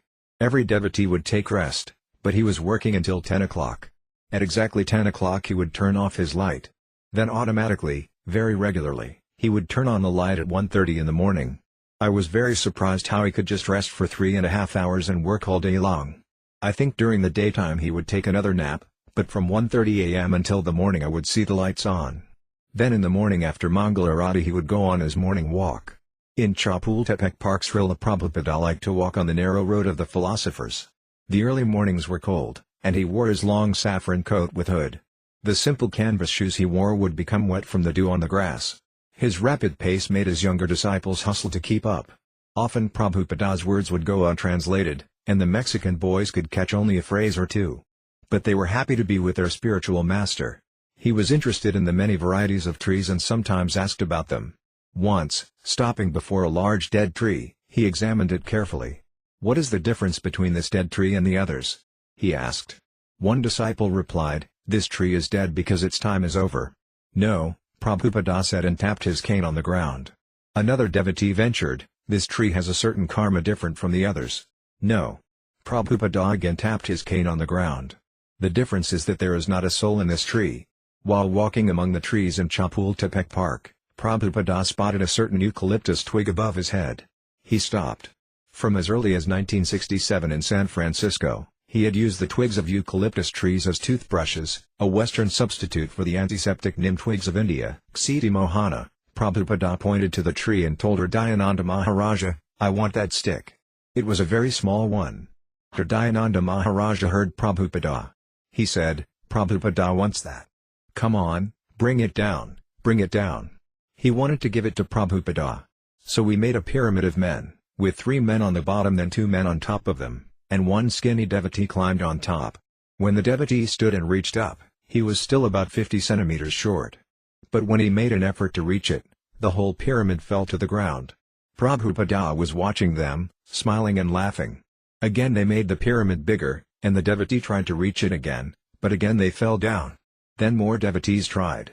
They became wet because of the grass, and Hridayananda Maharaja was very excited, saying, "Come on, Prabhupada wants that. Prabhupada wants that. Keep moving." Prabhupada was smiling at the fun, sometimes watching the twig and sometimes watching the devotees. A third time they tried the pyramid, and it fell down. But the fourth time it worked, and the devotee stood up and broke the twig from the tree. He gave it to Hridayananda Maharaja, who gave it to Prabhupada. Prabhupada held it in his hand, inspected it for a minute, and then threw it away. Often during his morning walks Srila Prabhupada would only chant Hare Krishna, the universal language in which all the Spanish and English-speaking devotees could participate without difficulty. For many of the Mexican disciples this was their first personal contact with Srila Prabhupada, and they were awed. Occasionally, on a walk Srila Prabhupada would suddenly sit on a bench, and as many as 15 disciples would quickly gather at his feet, looking up to him. Munipariya, Prabhupada sat down in the park. The people around Prabhupada also sat and came to see Prabhupada. People were sitting and looking to Prabhupada, and he was also looking at all the devotees. And all the devotees were waiting to hear from Prabhupada. Nobody makes a sound. Prabhupada looked at all the devotees and then said, "Chant Hare Krishna." Then all the devotees came to love him. Because all the people were waiting for Śrīla Prabhupada to talk about philosophy. These boys don't expect Śrīla Prabhupada to suddenly say, "Chant Hare Krishna." And they came to love him, because Prabhupada said this in the middle of a silence. When Prabhupada saw the joggers, he remarked, "If they say they don't care about the ultimate meaning of life, why are they running?"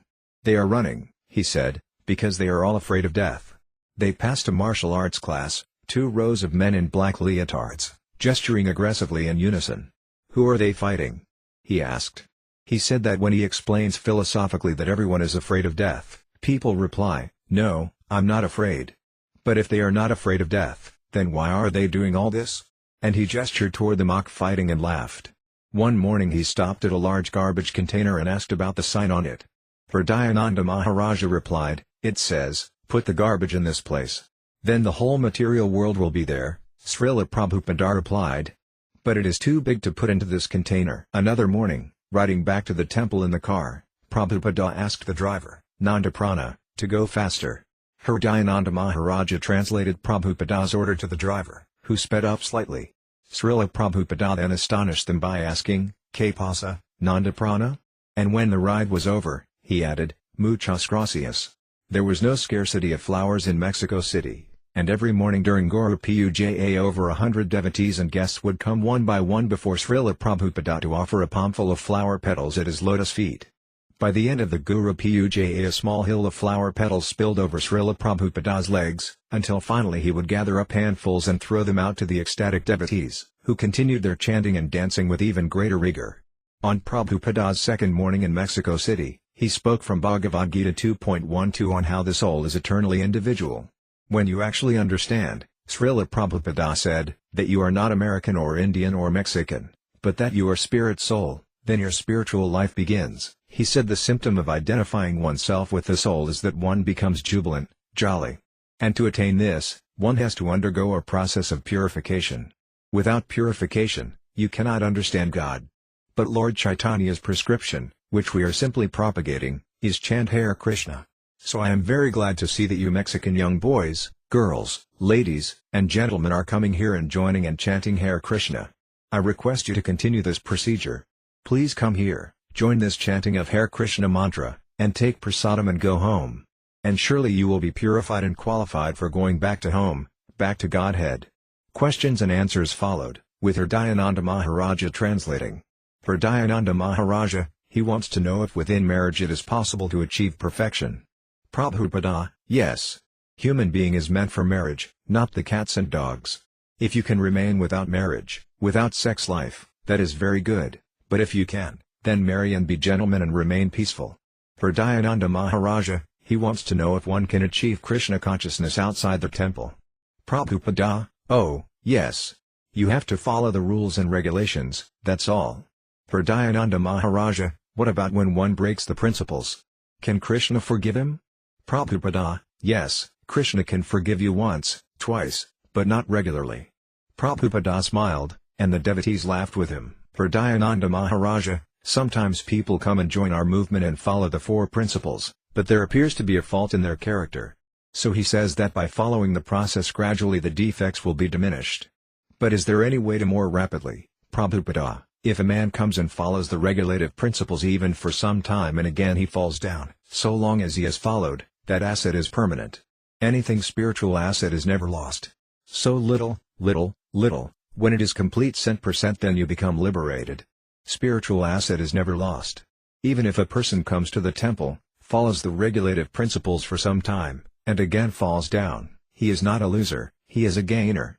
Others, who do not take this lesson, who keep outside and perform their so-called material duties very perfectly, they are losers. So at least for some time let every one of you come here and follow the restriction. If you become perfect, it is all right. But even if you go away, whatever you have done, that is your permanent asset. That is stated in the Bhagavad Gita, Svalpamapi Vyasya Dharmasya Trait Mahadabhyat. Even that little asset can help you become freed from the greatest danger. So in the Bhagavad Gita it is stated even if such a person falls down, he is given a chance in next life to take birth in a very rich aristocratic family or in a very pious Brahmana family. A little spiritual asset in this human form of life will at least guarantee your next life in a very nice family. But without spiritual life there is no guarantee whether you are going to become human being or cat or dog. Since Srila Prabhupada's last visit, the devotees had received his permission and had installed deities of Radha Krishna. Srila Prabhupada criticized, however, that their dress was not up to standard. He said that the opulent deity worship followed in Los Angeles ISKCON was the standard they should adopt.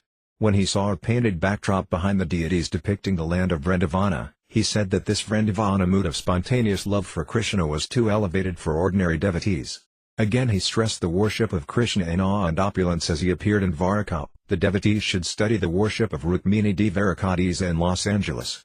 One day Srila Prabhupada asked to sample the contents of Radha Krishna's plate directly from the altar. He tasted the prasadam and approved.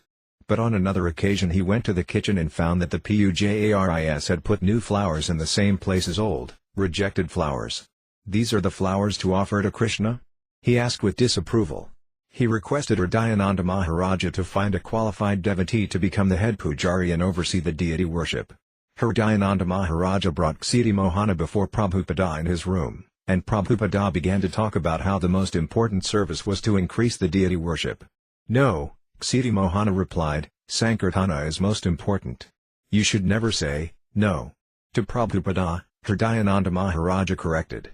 Yes, Prabhupada, Ksiti Mohana replied. Prabhupada then asked him to become the head pujari. Ksiti Mohana, speaking in Spanish, told Hridayananda Maharaja that he was afraid he would commit too many offenses to the deity. Hridayananda Maharaja assured him that he could learn as he went.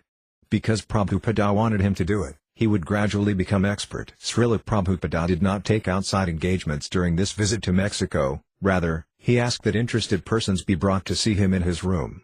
Each evening, therefore, he would meet with several guests. The first evening several professors and Indian gentlemen as well as Hanuman and Hridayananda Maharaja all came to Prabhupada's room. Hanuman asked Srila Prabhupada why his disciples were so fortunate as to have a genuine spiritual master, whereas many others have bogus teachers. Every disciple will think his guru is good and that others are bogus, Srila Prabhupada replied. But there is a standard for who is spiritual master. Spiritual master means one who is the best servant of God. But one who does not accept the existence of God, he's a mudha, a rascal. A rascal cannot become a spiritual master. Professor, do you have any opinion about some of the other Indian spiritual masters? The professor named several well-known gurus. At the mention of a certain popular young guru, Srila Prabhupada interrupted, he says that he is God himself. Then he is a bogus. How can he be God? God is so cheap? Only the foolish persons will accept him. Those who have no knowledge. At the mention of a famous meditator, Srila Prabhupada said, I think he doesn't speak anything about God. He speaks something on material prosperity. At the mention of another guru, Prabhupada replied, he also says, I am Bhagavan. Therefore he is bogus. How can you say you yourself are Bhagavan, God?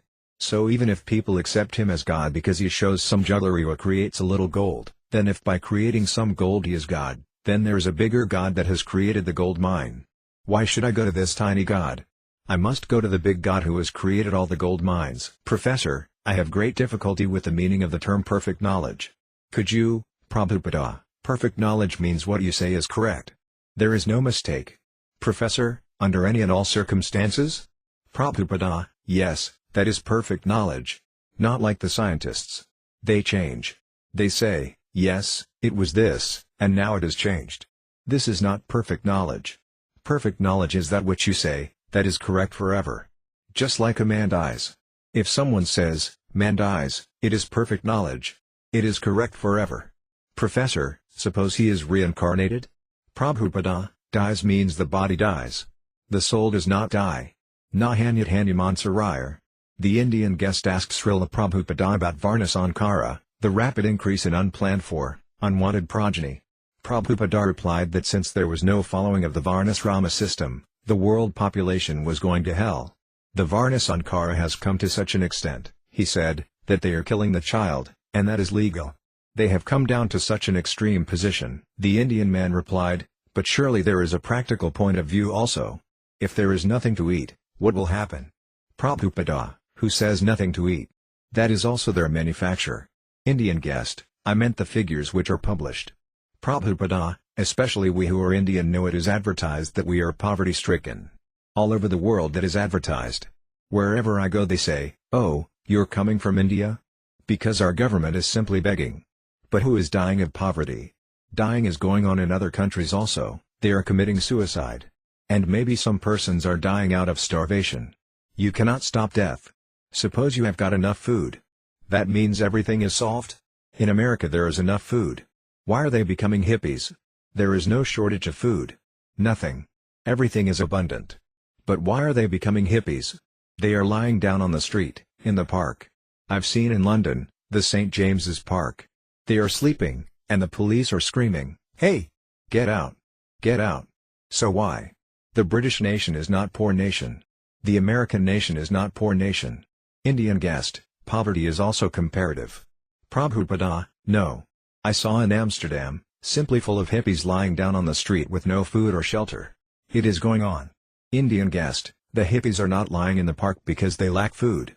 Prabhupada, they must be wanting something. They are in need of something. Indian guest, but not necessarily food.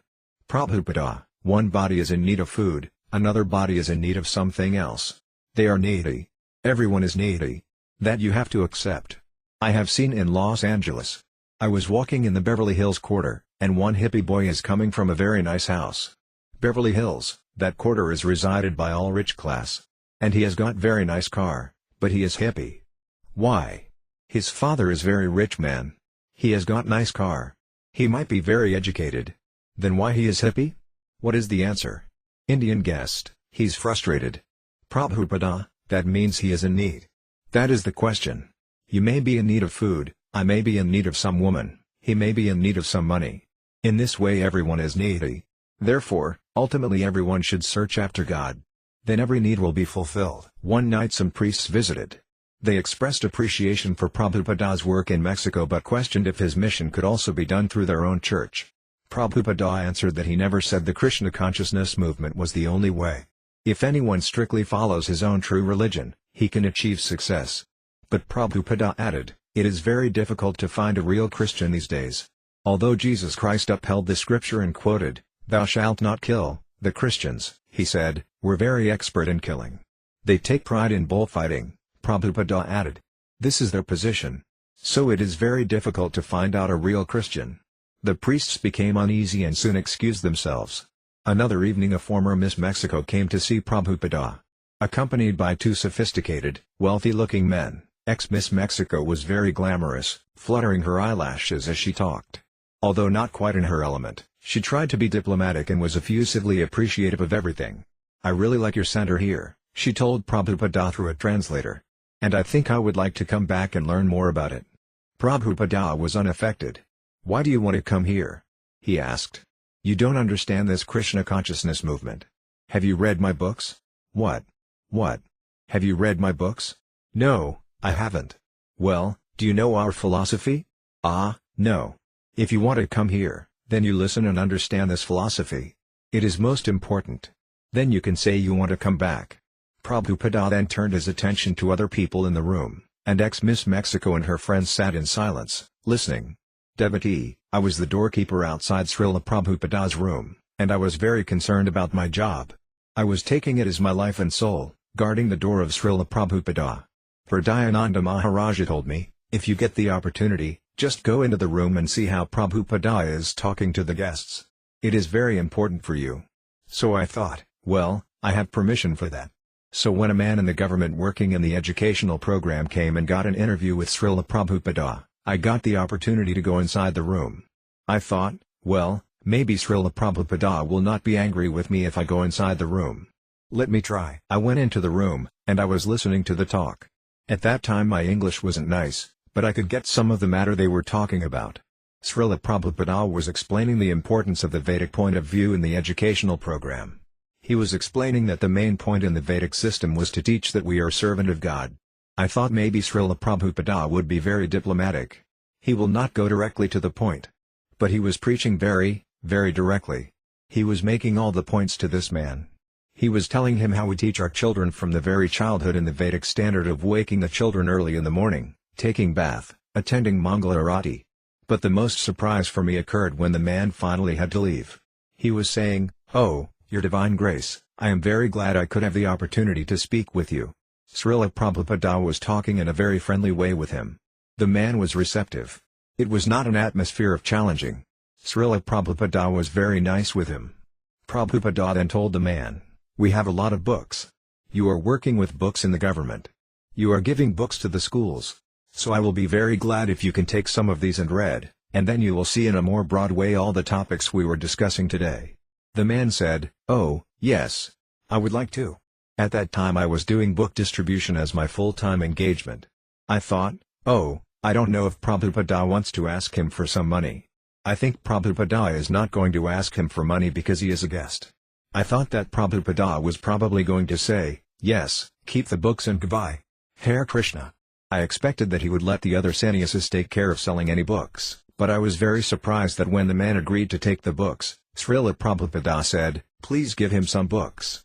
The devotees then gave some of our Spanish translation books. We only had a few books, but we immediately gave them. Then the man said, "Is there anything I have to pay for these books?" I thought Srila Prabhupada would say, "No, just keep it with you, and Hare Krishna." But Prabhupada said very gravely, "If you want to give something for the books, we will accept." Then the man took out some money, and Prabhupada made a sign indicating that he should please give it to one of the devotees. It was a surprise to me just to see how Srila Prabhupada didn't miss an opportunity.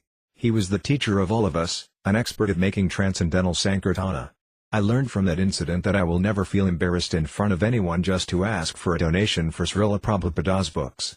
I felt at that time that Srila Prabhupada himself had a lot of respect for his books, not because they were his books, but because the books, as he told us, and as we could see by his practical example, the books were his whole life. Since Hridayananda Goswami was Prabhupada's direct representative for Latin America, Prabhupada called to see him frequently while in Mexico. He wanted his GBC men to understand fully the importance of the Krishna consciousness movement and to know practically how to conduct it and propagate it. He wanted them eventually to do all the managing of the institution's affairs, freeing him to translate the Bhagavatam. He had written about this responsibility in a letter to Hridayananda Goswami in 1972, shortly after awarding him sannyasa. Now you must all, sannyasis, GBC members, and other leaders become very serious to actually give the humankind the greatest welfare, namely this Krishna consciousness movement. Your task ahead is very huge, but it will be quite simple and easy if you simply do as I am doing. You must become conversant in every feature wherever it is needed throughout the society. Our first business is to preach to the devotees and to maintain the highest standard of Vaishnava education. Management must be there as well, just as I am preaching daily from Srimad Bhagavatam, Bhagavad Gita, but I am also going to the bank, making investments, seeing the trial balance, making letters, seeing how things are going on, like that. So you must become expert in all these matters, just as I am giving you example. One evening, after lecturing in the temple room, Prabhupada was talking in his room with Hridayananda Goswami. Sitting on Prabhupada's desk was a world globe, and Hridayananda Maharaja was showing Prabhupada the extent of his Latin American preaching field. Srila Prabhupada sat, gently spinning the globe, finally stopping it with his finger on Mexico. "What do you know about this country?" he asked. Hridayananda Maharaja began telling him as much as he knew about the culture, government, and history of Mexico. Then Prabhupada gave the globe another spin, stopping it with his finger on Argentina, and Hridayananda Maharaja told what he knew about the people and life of Argentina. "Now we will give you some information about India," said Prabhupada, smiling. And he named India's exports and the provinces from which they came. He spoke of the relationship between ancient India and South America, of Lord Ramacandra, who millions of years ago had gone to Brazil. From Sri Lanka to Brazil had been a tunnel, and all the gold of Ravana's kingdom had come through that tunnel from Brazil. Hridayananda Maharaja was thrilled that Srila Prabhupada was including him in such an intimate, friendly talk, and they continued exchanging information while pointing to the places on the globe. One day Hridayananda Maharaja came into Prabhupada's room looking unhappy. "What is the difficulty?" Prabhupada asked him. Hridayananda Maharaja took pride in never complaining to Prabhupada or bringing him bad news and disturbing him. But having almost reached his breaking point, he confessed, "Prabhupada, it's impossible here. They are always stealing." Prabhupada consoled him. Yes, in one of our Indian centers also they have stolen a rug. What can I do? Prabhupada said, as if sharing his disciples' helplessness. But then he said, actually, my father had a friend who owned a factory. He would pay the factory workers a small wage. Once someone complained, why do you underpay your workers? Then he said, no, I pay them so much and they steal so much. It comes out to the proper amount. Prabhupada began to laugh. My father told me that if you have a servant and he does not steal from you, then he is not bona fide. He's not a bona fide servant. Hridayananda Maharaja laughed along with Prabhupada, and his unhappiness vanished. Once Prabhupada sent a message for Hridayananda Maharaja to come immediately. When Hridayananda ran into Prabhupada's room and offered obeisances, he found Prabhupada sitting in a leisurely position, reading the Krishna book. Prabhupada looked up with great happiness and asked, have you read these books? Prabhupada was enjoying his own book, not because he had written the book but because the book was Krishna. Have you read these books? Prabhupada repeated. Yes, Prabhupada, a little. Aren't they wonderful? Asked Prabhupada. Especially Chaitanya Charitamrita. They are so wonderful. Having said this, Prabhupada returned his attention to the Krishna book, reading silently to himself. After sitting for a few minutes, Hridayananda Maharaja gratefully left the room, desiring to follow Prabhupada's example.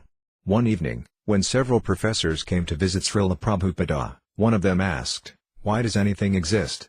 Śrīla Prabhupada replied that the purpose of existence is ananda, pleasure.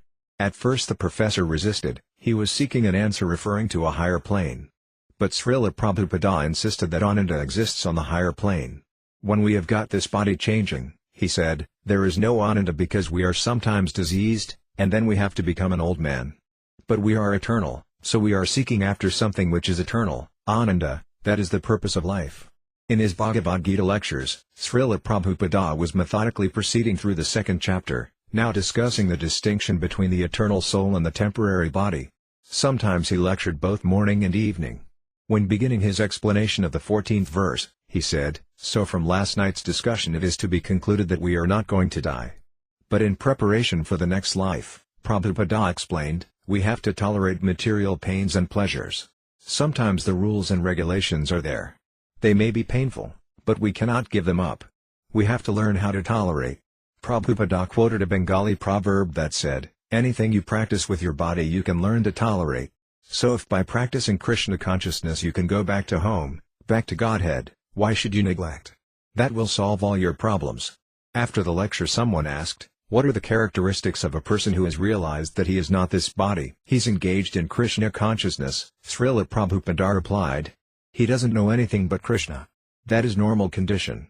One evening, after an unusual number of impertinent questions, Hridayananda Maharaja stopped translating and instructed the crowd not to ask nonsensical questions.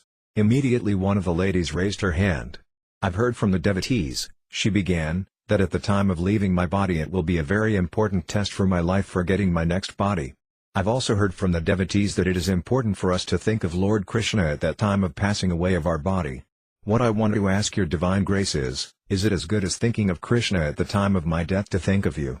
Hridayananda Maharaja presented her question to Prabhupada. Śrīla Prabhupada smiled. Yes, that is very good. You will get the same result. In the morning for his breakfast Prabhupada ate lightly of fruit and cashews. He especially liked a local fruit known as guavana, and he drank guavana juice every day. At noon he also ate lightly, avoiding the samosas and pakoras and eating mostly dal, rice, chapatis, and the sabji. The Mexican devotees would wait eagerly outside Prabhupada's door to take the remnants from his plate. They were particularly eager for a bite of anything Prabhupada had tasted. Ksiti Mohana, one morning Srutakirti gave me the plate remnants of Prabhupada. It contained milk, oranges already sucked, and skins of chickpeas. There was also ginger. At that time there was a Srimad Bhagavatam class going on, but when the devotees saw me with the plate some of them left the class and ran toward me. They started to take pieces of orange and ginger. One devotee got pushed and fell down. That disturbed the class, and the devotee giving the class was very upset. Some of the devotees kept sitting, but some of them, when they saw the remnants, left the place and ran upstairs and started to fight also. Then Śrīla Prabhupada opened his door because of the noise, and he saw everything. He smiled and went to his room again. Most of the Mexican devotees got little direct association with Śrīla Prabhupada because they could not understand English and because they had other services to render. They were never demanding, since they knew Srila Prabhupada was busy translating and working to save all the fallen souls around the world. Moreover, Prabhupada was a very great personality, and his disciples did not think themselves worthy to push forward and demand his special attention. Nevertheless, sometimes the devotees who took turns keeping guard outside Prabhupada's room would have a special encounter with him. Nandaprana, one of the devotees, was a bodyguard when he was a karmi, taking care of important people in the government, so he was already involved in these things. Mostly in the nighttime there were some of us who were just taking watch 3 or 4 hours outside of his room, taking care of him. We were thinking that maybe some dangerous man or some crazy man is coming, and they would want to make something with Srila Prabhupada. We wanted to put Srila Prabhupada very secure. Every night I was doing the schedule from 9 o'clock at night until 2 o'clock. At that time I was supposed to go and wake up the next guard. RTU, I was taking care of Srila Prabhupada's sleep security. I used to chant rounds during the night. So it was midnight and I was chanting, and this devotee, Jagannath Misra, told me that I should not chant so loud because it would bother Srila Prabhupada. I said no, Prabhupada doesn't mind if we chant loud. I kept on chanting loudly, and then I saw Srila Prabhupada open the curtains in his room. He was standing there very humbly, not angry, but smiling. He made a motion to me, meaning please do not chant so loudly. Then he folded his palms and was smiling. Ksiti Mohana, I was like a helper. If the servants needed something, we were right there to get it. We would rest, taking care of the door, day and night. Once they had a problem with Prabhupada's tape recorder. At that time Prabhupada had to stop translating. So Hridayananda Maharaja called me and told me that he heard that I knew how to fix tape recorders and electricity. I went into Prabhupada's room, and Prabhupada was reading the Chaitanya Charitamrita. He was moving his toes. There was a Tulasi there on his desk.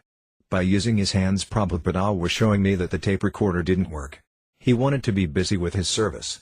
When I looked at it, the only thing wrong was that the plug wasn't very well plugged in. I fixed it and put the tape on, and Prabhupada's voice started to come out. Then he said, "Everything is all right. Thank you, Hare Krishna." Then he asked me some questions through Hridayananda Maharaja's translating. He asked, "Are there cows here in Mexico? Do you kill them and eat them?" Also he asked what is the coin in Mexico. When he asked about the cows, I answered that. And when he asked about the coin, I said it is a peso. When Prabhupada heard about the cows, he shook his head. Then he was explaining that everywhere they have cows and they kill them off and eat them, and that's why civilization is as it is now, in crisis. Now society is paying reactions, and they are going to pay more reactions because of that. Then he told me, "Now you can leave." I had to leave because my service was to take care of the door, and Prabhupada had other services. Munipriya, I was a guard at the door. After 2 o'clock in the morning Prabhupada came out in a gamcha. I said, "Jaya Prabhupada, Haribol." I wanted to get down and offer him my obeisances. Prabhupada said, No, just chant Hare Krishna. Chant Hare Krishna. Tonio Fernandez, I was in charge of the microphone. One time I was adjusting it right in front of Prabhupada, and he saw me and smiled. I felt very happy. I had no time to dance with the other devotees because I was in charge of the sound system. One day I put aside the sound and started dancing. Prabhupada saw me, and I felt that he was thinking, "You must go back to your sound," and so I went back, because that was my service. For Dayananda Maharaja, we were very anxious to serve Srila Prabhupada nicely because he so very rarely ever came to Latin America. Therefore whatever he wanted, whenever he said, "Why don't you bring this?" we would have 3 or 4 devotees standing by like firemen, and they would practically slide down the banister and jump into 2 or 3 different cars and tear out of the driveway on 2 wheels with tires screeching. They would have a race to see who could bring it back first. Usually within 10 or 15 minutes they would have it, whatever Prabhupada wanted. One time I brought Prabhupada his breakfast plate, and he said, "Aren't there any cashew nuts?" I immediately ran out to the banister and shouted, "Cashew nuts!" Immediately they started jumping down the stairs, and cars were screeching out of the driveway. While Prabhupada was still eating his breakfast, we brought in the nuts. Then he said, "No, never mind, I don't need them." The last Bhagavad Gita class Prabhupada gave in Mexico was on the 17th verse of the 2nd chapter. If you simply become interested in this small span of life, Prabhupada said, say 50 or 60 or 100 years at most, but you neglect your eternal existence, is that intelligence? We are teaching that science, and the Bhagavad Gita is there. Take advantage of it. As always there were questions. For Dayananda Maharaja, he would like to become Krishna conscious, but he wants to know if you believe in God. The absurdity of this question made the devotees laugh. Prabhupada, what is that? For Dayananda Maharaja, he wants to know if you believe in God. Prabhupada, I don't believe in God? You believe in God. Why I'll not believe? If you can believe, I can believe also. It is not believing though, it is fact. We are explaining the fact, how the existence of God is there. There is no question of believe or not believe, the fact is fact. For Dayananda Maharaja, when we offer something to you, for example to your picture, he wants to know if spiritually, simply by the act of offering, do we become purified, or is the spiritual master actually aware of the offering? Prabhupada, yes. The spiritual master is the representative of God. Whatever you offer to the spiritual master, it goes to God. For Dayananda Maharaja, his point is the spiritual master actually conscious of our activities? Prabhupada, the spiritual master may not be conscious, but God is conscious, and through God he is also conscious.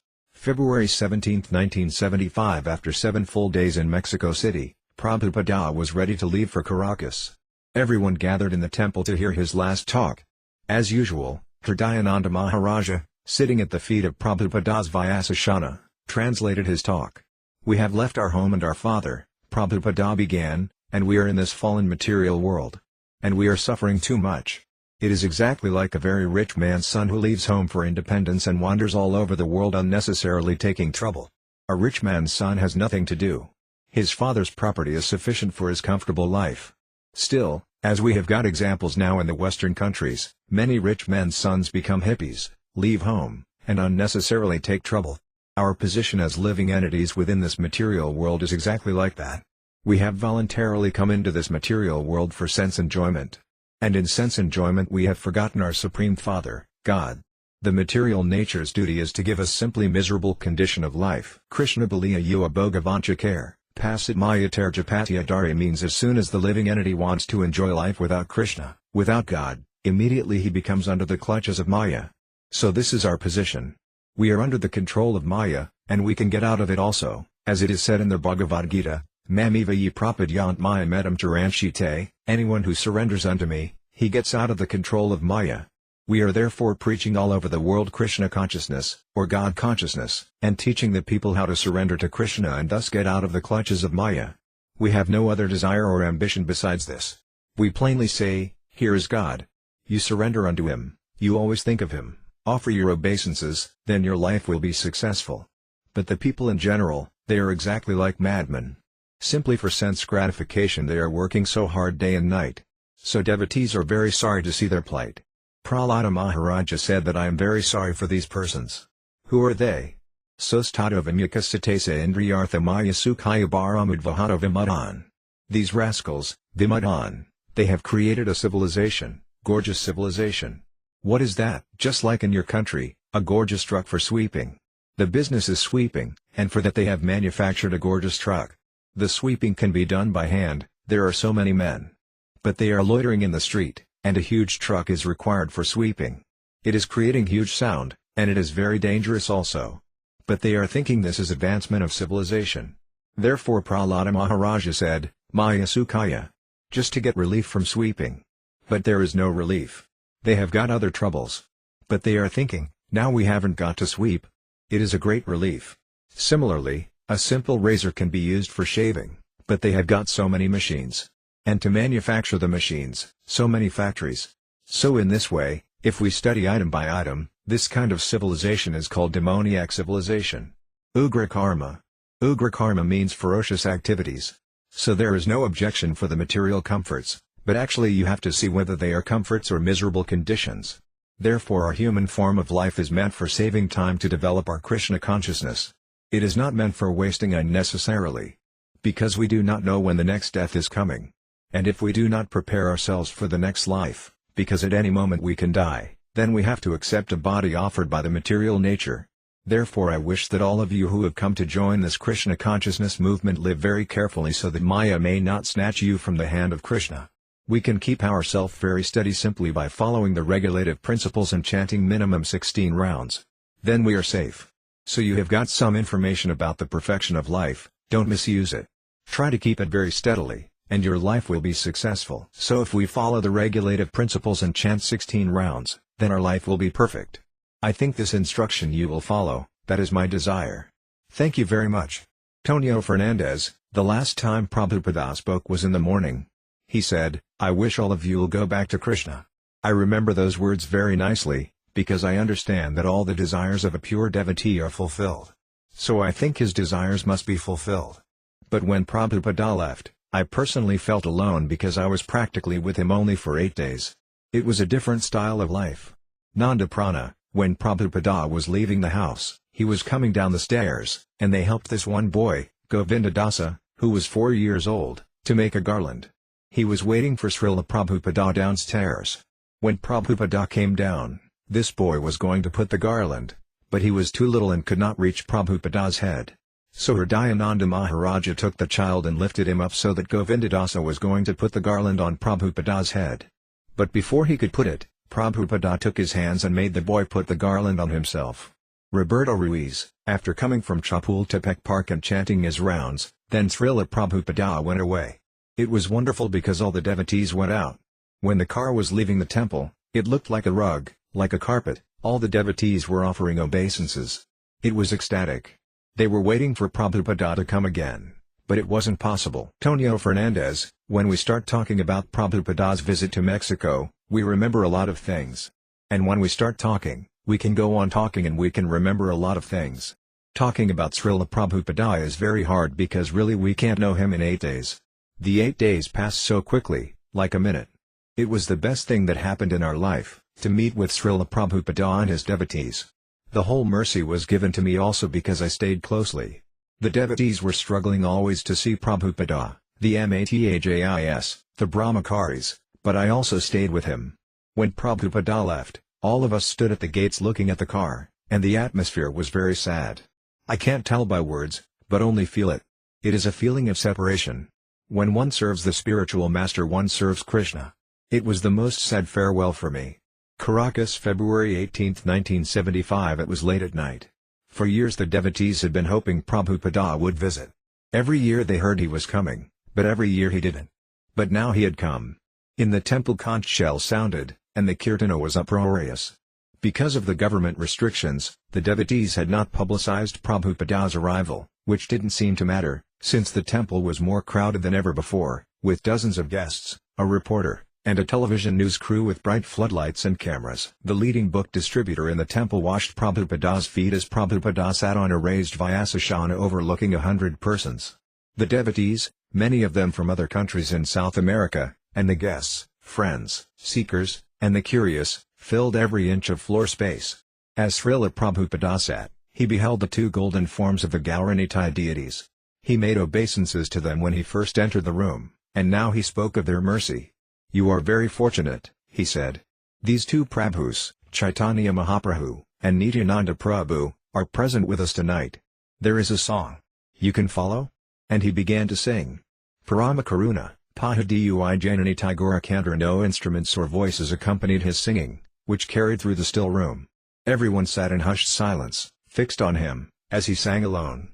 Sabha Avatara Sarasiromani, Kavalananda Kanda. Now that Prabhupada was in Caracas, seeing so many devotees and seeing Gauranitai, presiding from their simple altar, he was most impressed and moved by the mercy of Gauranitai.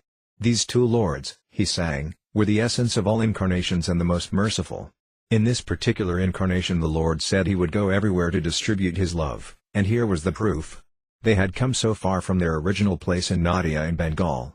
Prabhupada himself was traveling far, even on this day he had already traveled hundreds of miles, and yet the 2 Prabhus were already here waiting, with arms upraised, shining effulgently. They had come to this distant place, Venezuela, and Prabhupada was deeply touched at how they had extended their mercy to the whole world. Tears glided down his cheeks, and his voice broke. The devotees became wonderstruck, appreciating Prabhupada's vision of the 2 deities on the altar.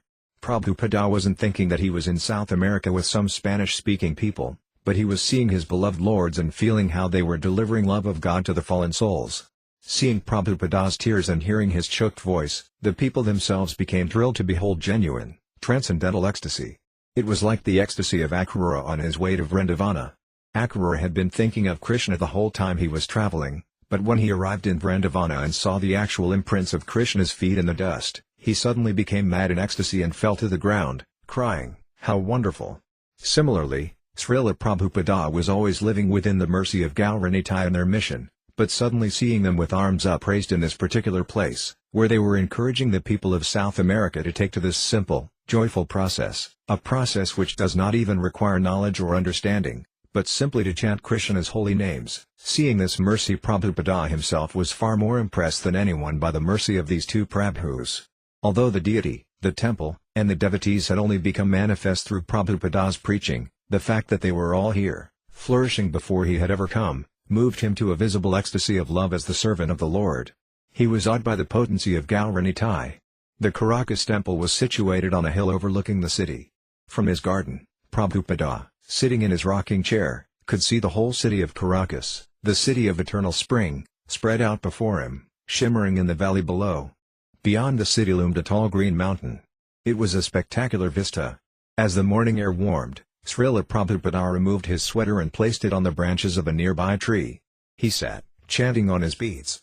Later, he took off his shirt, placing it on another branch, and sat basking in the sunshine, chanting. Prabhupada's traveling servant and secretary were glad to see him sitting so restfully in the sunshine, since he traveled rapidly and his body was advanced in years.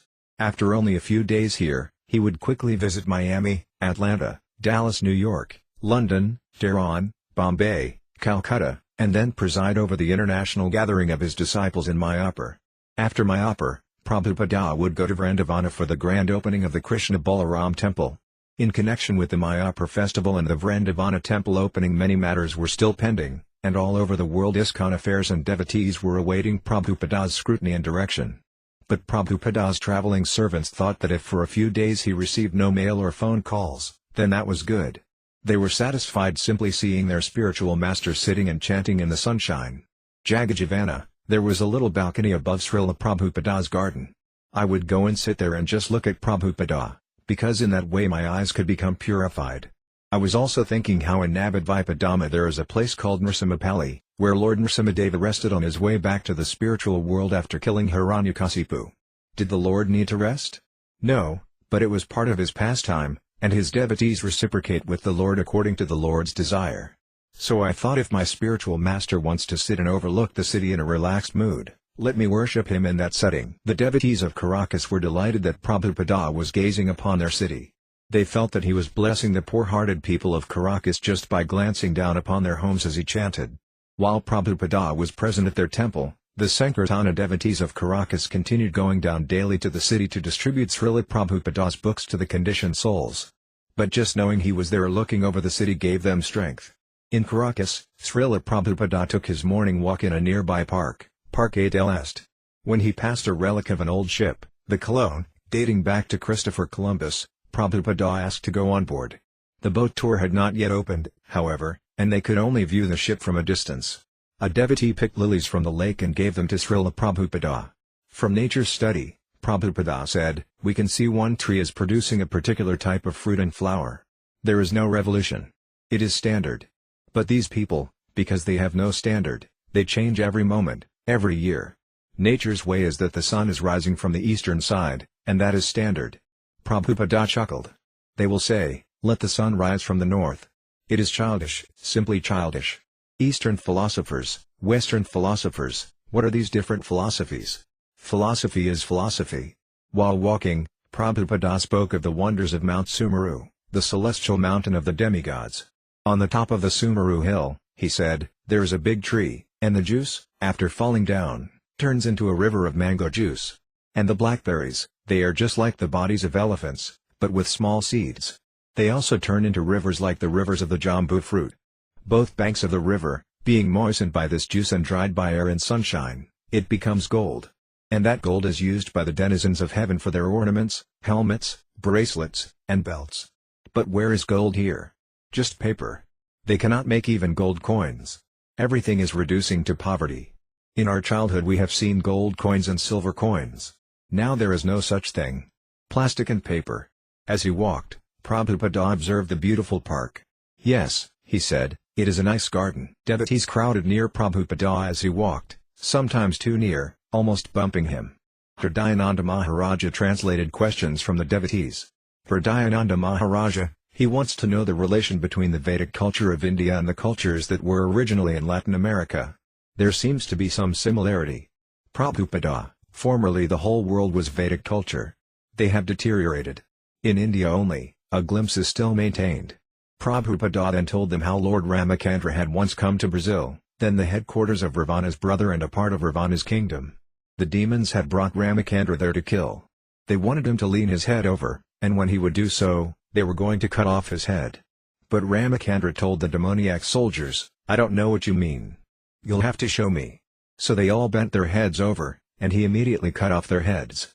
Prabhupada said this all happened in Brazil. Moving further into the park, Prabhupada suddenly heard the loud screeching of birds.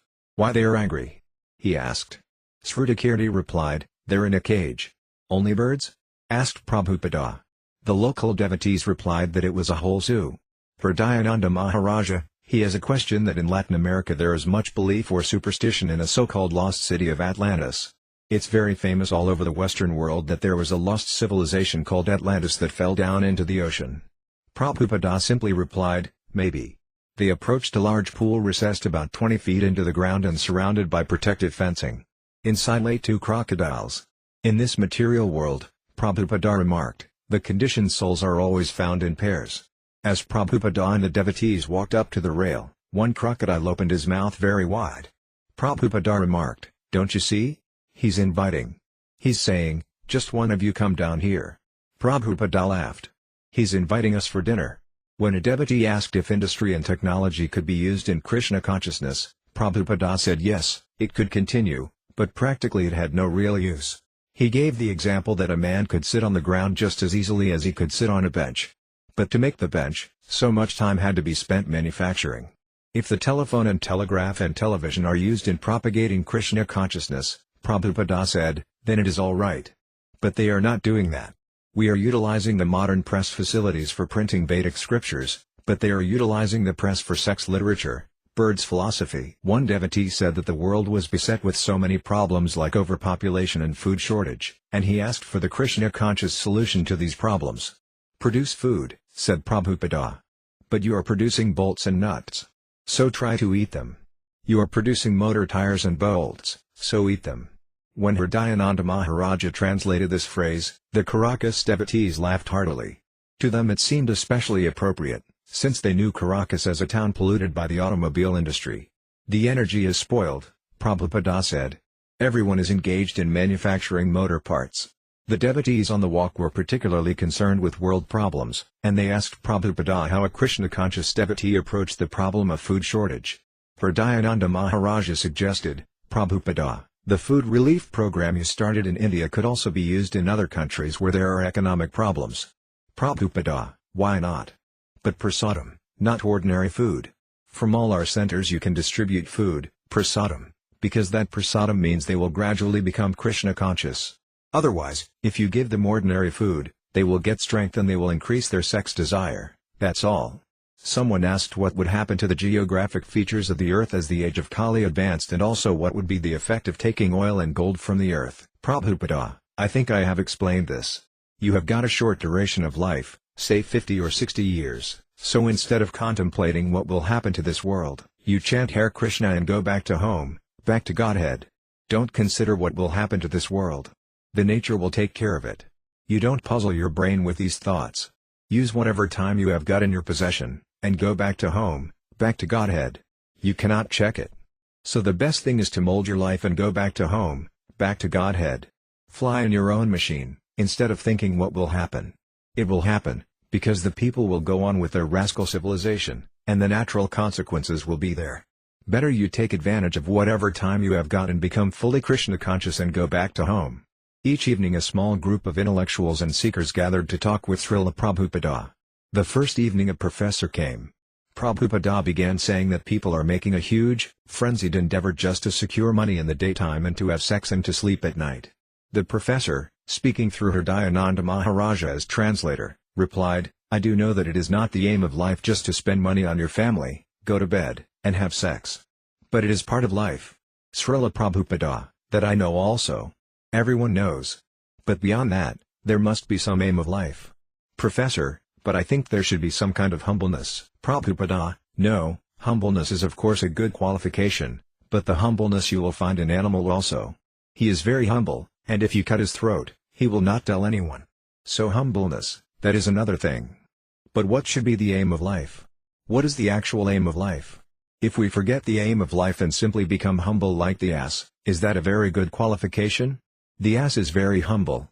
You load upon it tons of clothes, it will not protest. Very humble. The professor objected to Prabhupada's conclusions.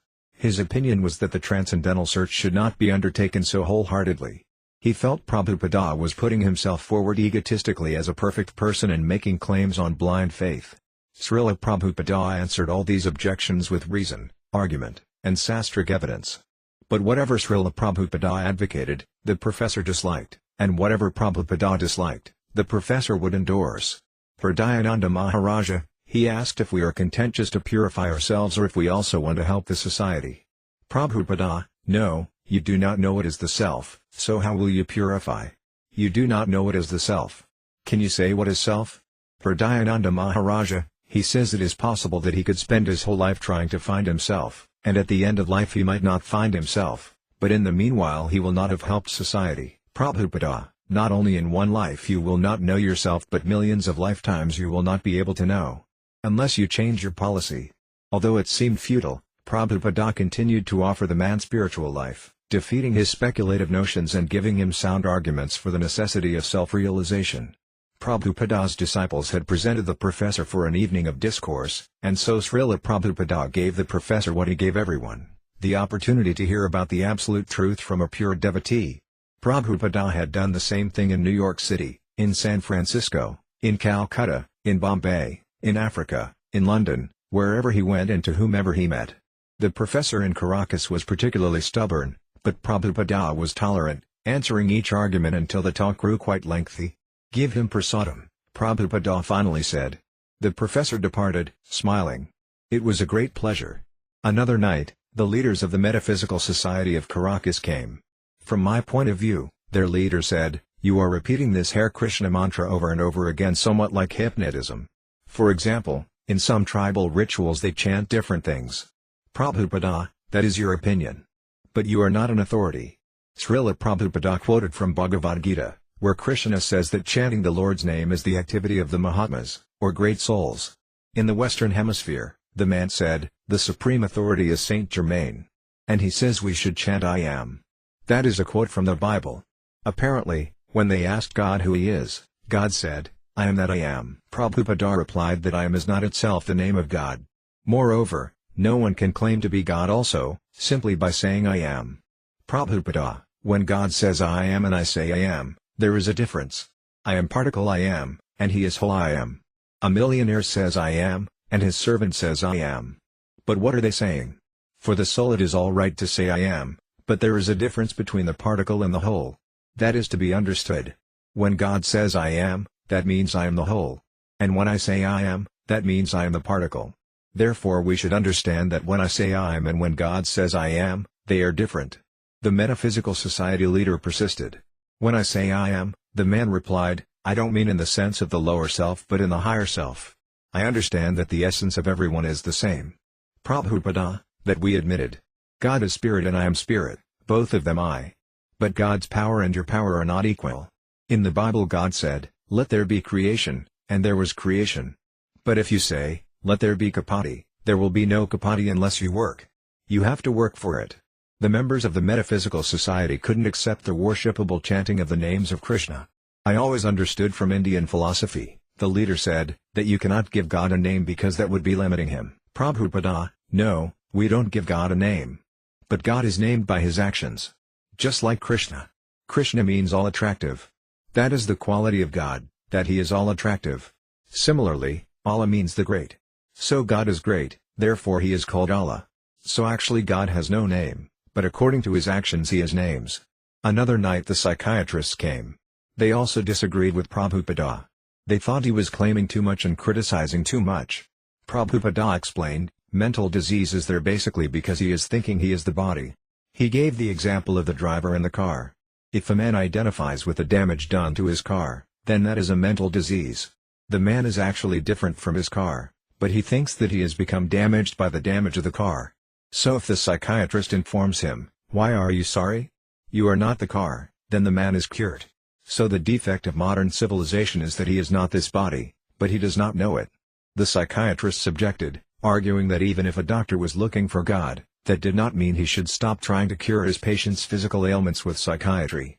No, Prabhupada corrected, it is not that I am talking of God.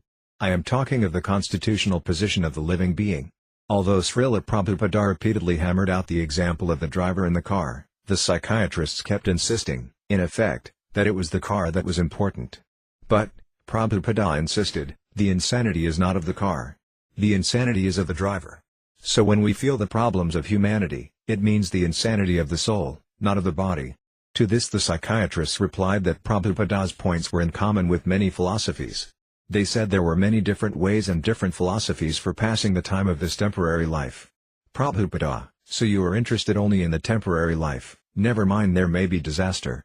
The psychiatrists insisted that both body and spirit were important. As for the body, they felt responsibility for curing it through psychiatry. As for the soul, that was a speculative field in which one person's opinion was as good as another. Finally, after repeated attempts, Prabhupada made them admit the simplest truth. Prabhupada, just like the dead body. Everything is present in the dead body. The machine is there. Now somehow or other you try to drive it. But you cannot. Psychiatrist, translated through Hridayananda Maharaja, the body cannot be driven because the spirit is gone. I admit that. Prabhupada, that means the driver is gone. So who is important, the body or the driver? Psychiatrist, both are important. Prabhupada, both are there, but comparatively which is more important? Psychiatrist, the spirit is, but then a woman psychiatrist spoke, suggesting that Śrīla Prabhupada was being overly critical of society, without a specific solution. Again Śrīla Prabhupada referred to the car and the driver. When Prabhupada said that no educational department was giving clear information of the prime factor, the car's driver, she said he was a radical, because many groups were doing just that, and she herself had studied theology for 2 years in college.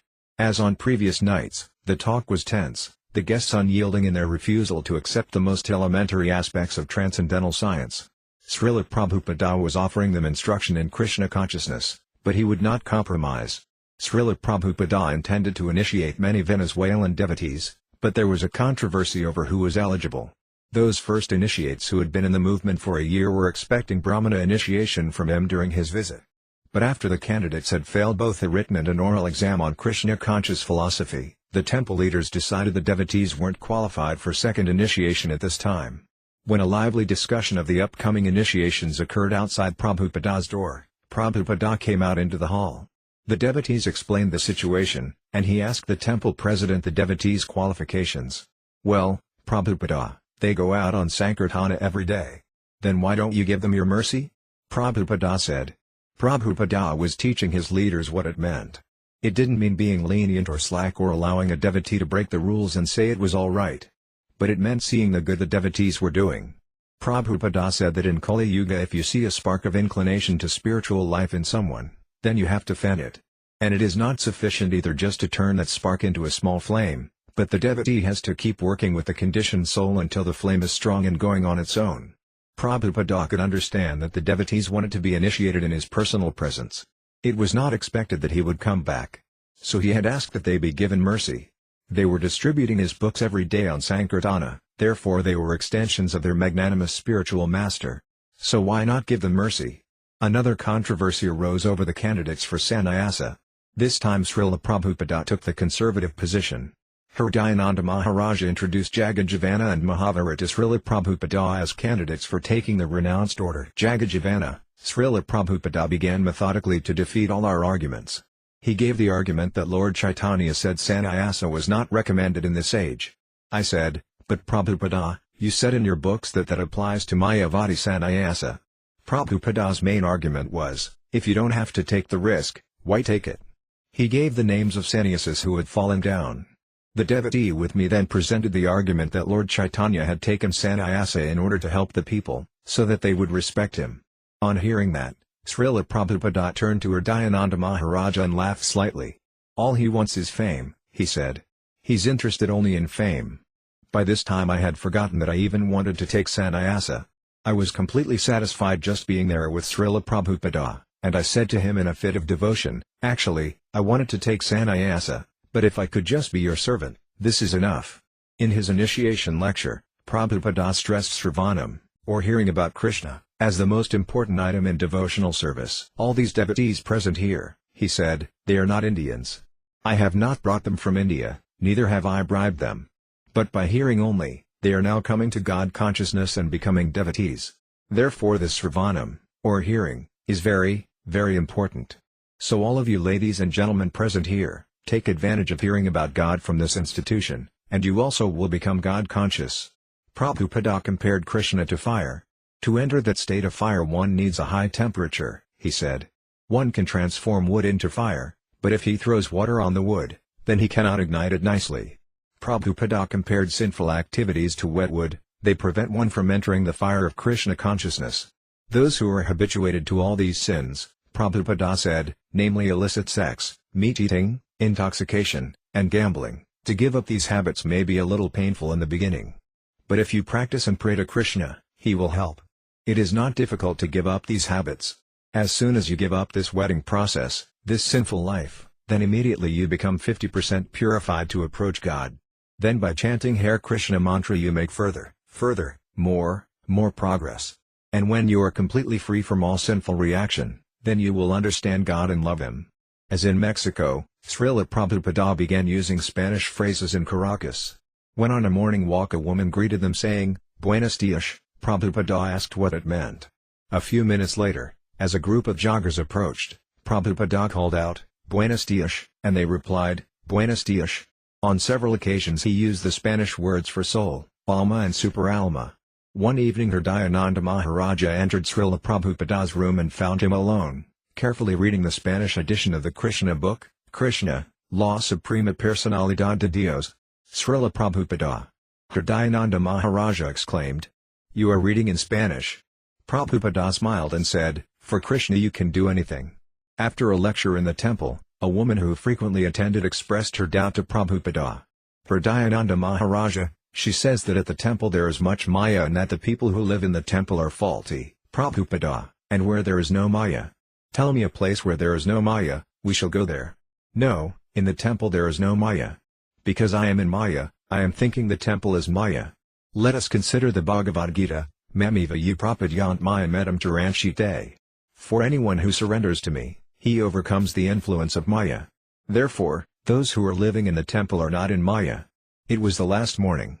Prabhupada sat on the Vyasasana, ready to leave for the airport.